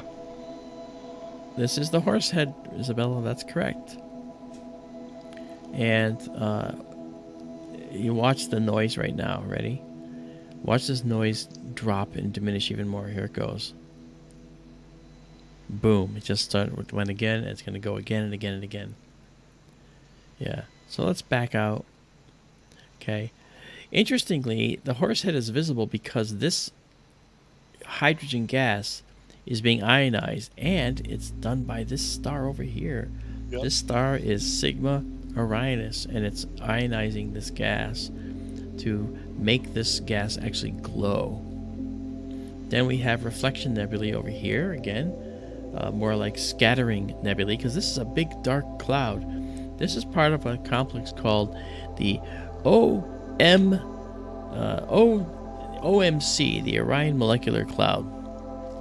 Okay, and it's OMCC, the Orion Molecular Cloud Complex. And that's what this is right here. The Orion Nebula down below this is part of the Orion Molecular Cloud Complex. The Flame Nebula here is part of it. This dark nebula persists all the way throughout this area, and there's a satellite I told you about. Okay? But if you notice, this is just a beautiful photo. Yeah. You know? The only thing that kind of bothers me is the halos around these stars. And I'm going to work on trying a different filter to get rid of those. And that's the next process. That's a quick fix. That's something we can do really quickly and see how it works. It may or may not affect our ability to take these pictures. But there we go. There's your teaser for tonight. The Orion Complex along with the Horsehead.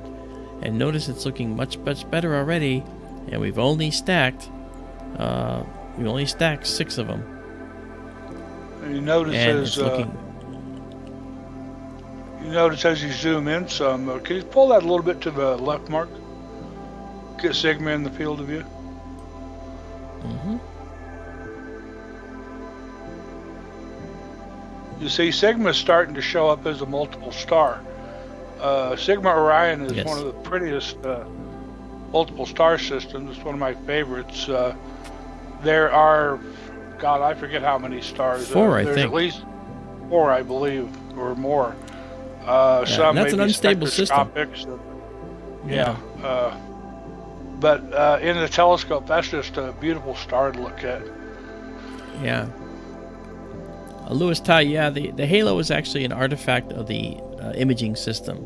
And for bright stars, you can't get around it. Even in professional photos by massive multi-million-dollar observatories, you'll see those. But if you take a look at the Horsehead, you look at the little filaments, all these things have been completely lost to us. We could never see these. But now we can, because the telescope has been aligned. The optics have been aligned. They're really pretty. This is gorgeous. Oh, look at the flame. Wow. And look at the additional stuff over here near Alnatok here. From the Horsehead. Look at this wall right here. I always wondered why the Flame Nebula is such a different color than the rest of it. it always, you know, it has a more golden tinge to it instead of the It does. hydrogen. It could be because of the density of the material there. It could be dispersed more so that the color looks not quite as red. And because it does look golden, it could either be that, or it could be that this dust is causing it to have a slightly different color. If anything, it would redden it more, though. So I don't know, but isn't this pretty? Look at all the subtle clouds and just outstanding. Outstanding. Yes, folks, we're going to have a great deal of fun with the Orion complex. This is only a 30-second photo. Okay? This is worth double that amount of time, and we'll see even more details. And we're going to save that for next time. This is 12 stacked images. We're going to pause it here, and we're going to save it to give you a little teaser. And we're going to say save exactly as seen. And then, believe it or not, it's gone. It's gone. And we are going to say goodnight, because this was a wonderful way to end tonight's stream. And I want to thank you all for attending. It's been marvelous. You guys are wonderful. And I just want to finish this out. All right. All right. And so, okay. So now all that's left for us to do is to move out to the full frame so you can see just how much of this is in the frame. There's the full frame. There is the horse head. In a 1-second exposure, you can see all these details. And there is Sigma Orionis. There's the flame. There's Al-Natak, the star that probably wasn't even there when Lucy, 4.2 million years ago, looked up in Orion. This cloud was not even illuminated or glowing because Al-Natak probably wasn't there. Sigma probably was illuminating this and causing this to glow, but perhaps not. I have to look and see. That's okay, Isabella. Anyway, we're going to park the telescope now.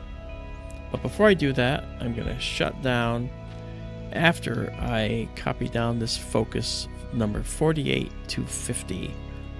So 48250 is going to go here.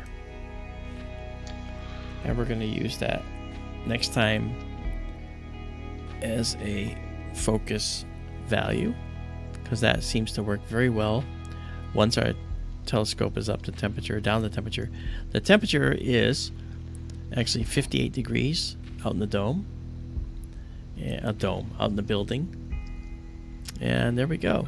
So 48250, we're going to disconnect now. Say goodnight to that. So the focus system is gone. And now what we'll do is park the telescope after I disconnect the telescope from here. We'll say disconnect. All right. And then we're going to exit.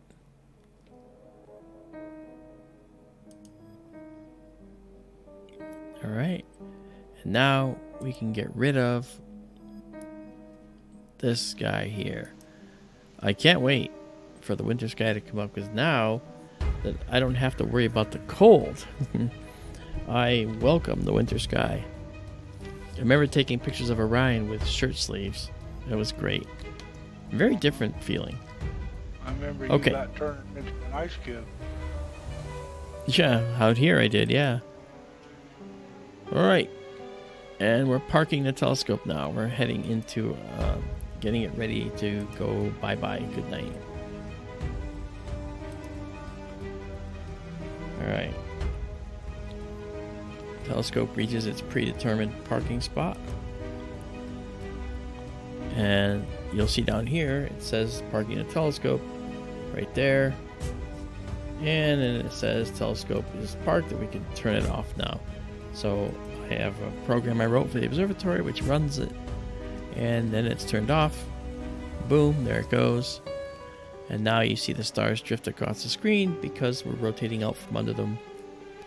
Alright, and then we can actually get rid of this, shut down the camera, shut down the camera program, and now we can disconnect the telescope. And once we disconnect, then we can quit this program. Yes, we will quit, and we'll get rid of this guy. And this guy we'll leave open for a moment, because this way I can show you this. Now we actually shut the roof of the building. And there we go. And in this image you can see the cameras on the front of the telescope. Very different from normal operation. This is a very different approach. And as you can see, it doesn't really make big a difference as far as what we see. Okay. It just makes big difference as far as how it's captured. And then it's just beautiful. Okay, now we're going to close all these windows. That's good. And now we're done. So there you go, guys. I want to thank you for coming out here. It's been wonderful. I really enjoyed your company, and so we'll see you next time when we actually stream again, and that time could be in the next day or two. We'll see, but we like streaming a lot when there's no moon, you know, that's always best. So you guys have a good night, and we will talk to you later. Daryl, you want to say good night? Go ahead. Good night. Go ahead. That was funny. Good night, Crazy. All right, guys. Good night, Crazy. All right. All right, guys. We'll see you later, and we'll talk to you soon enough.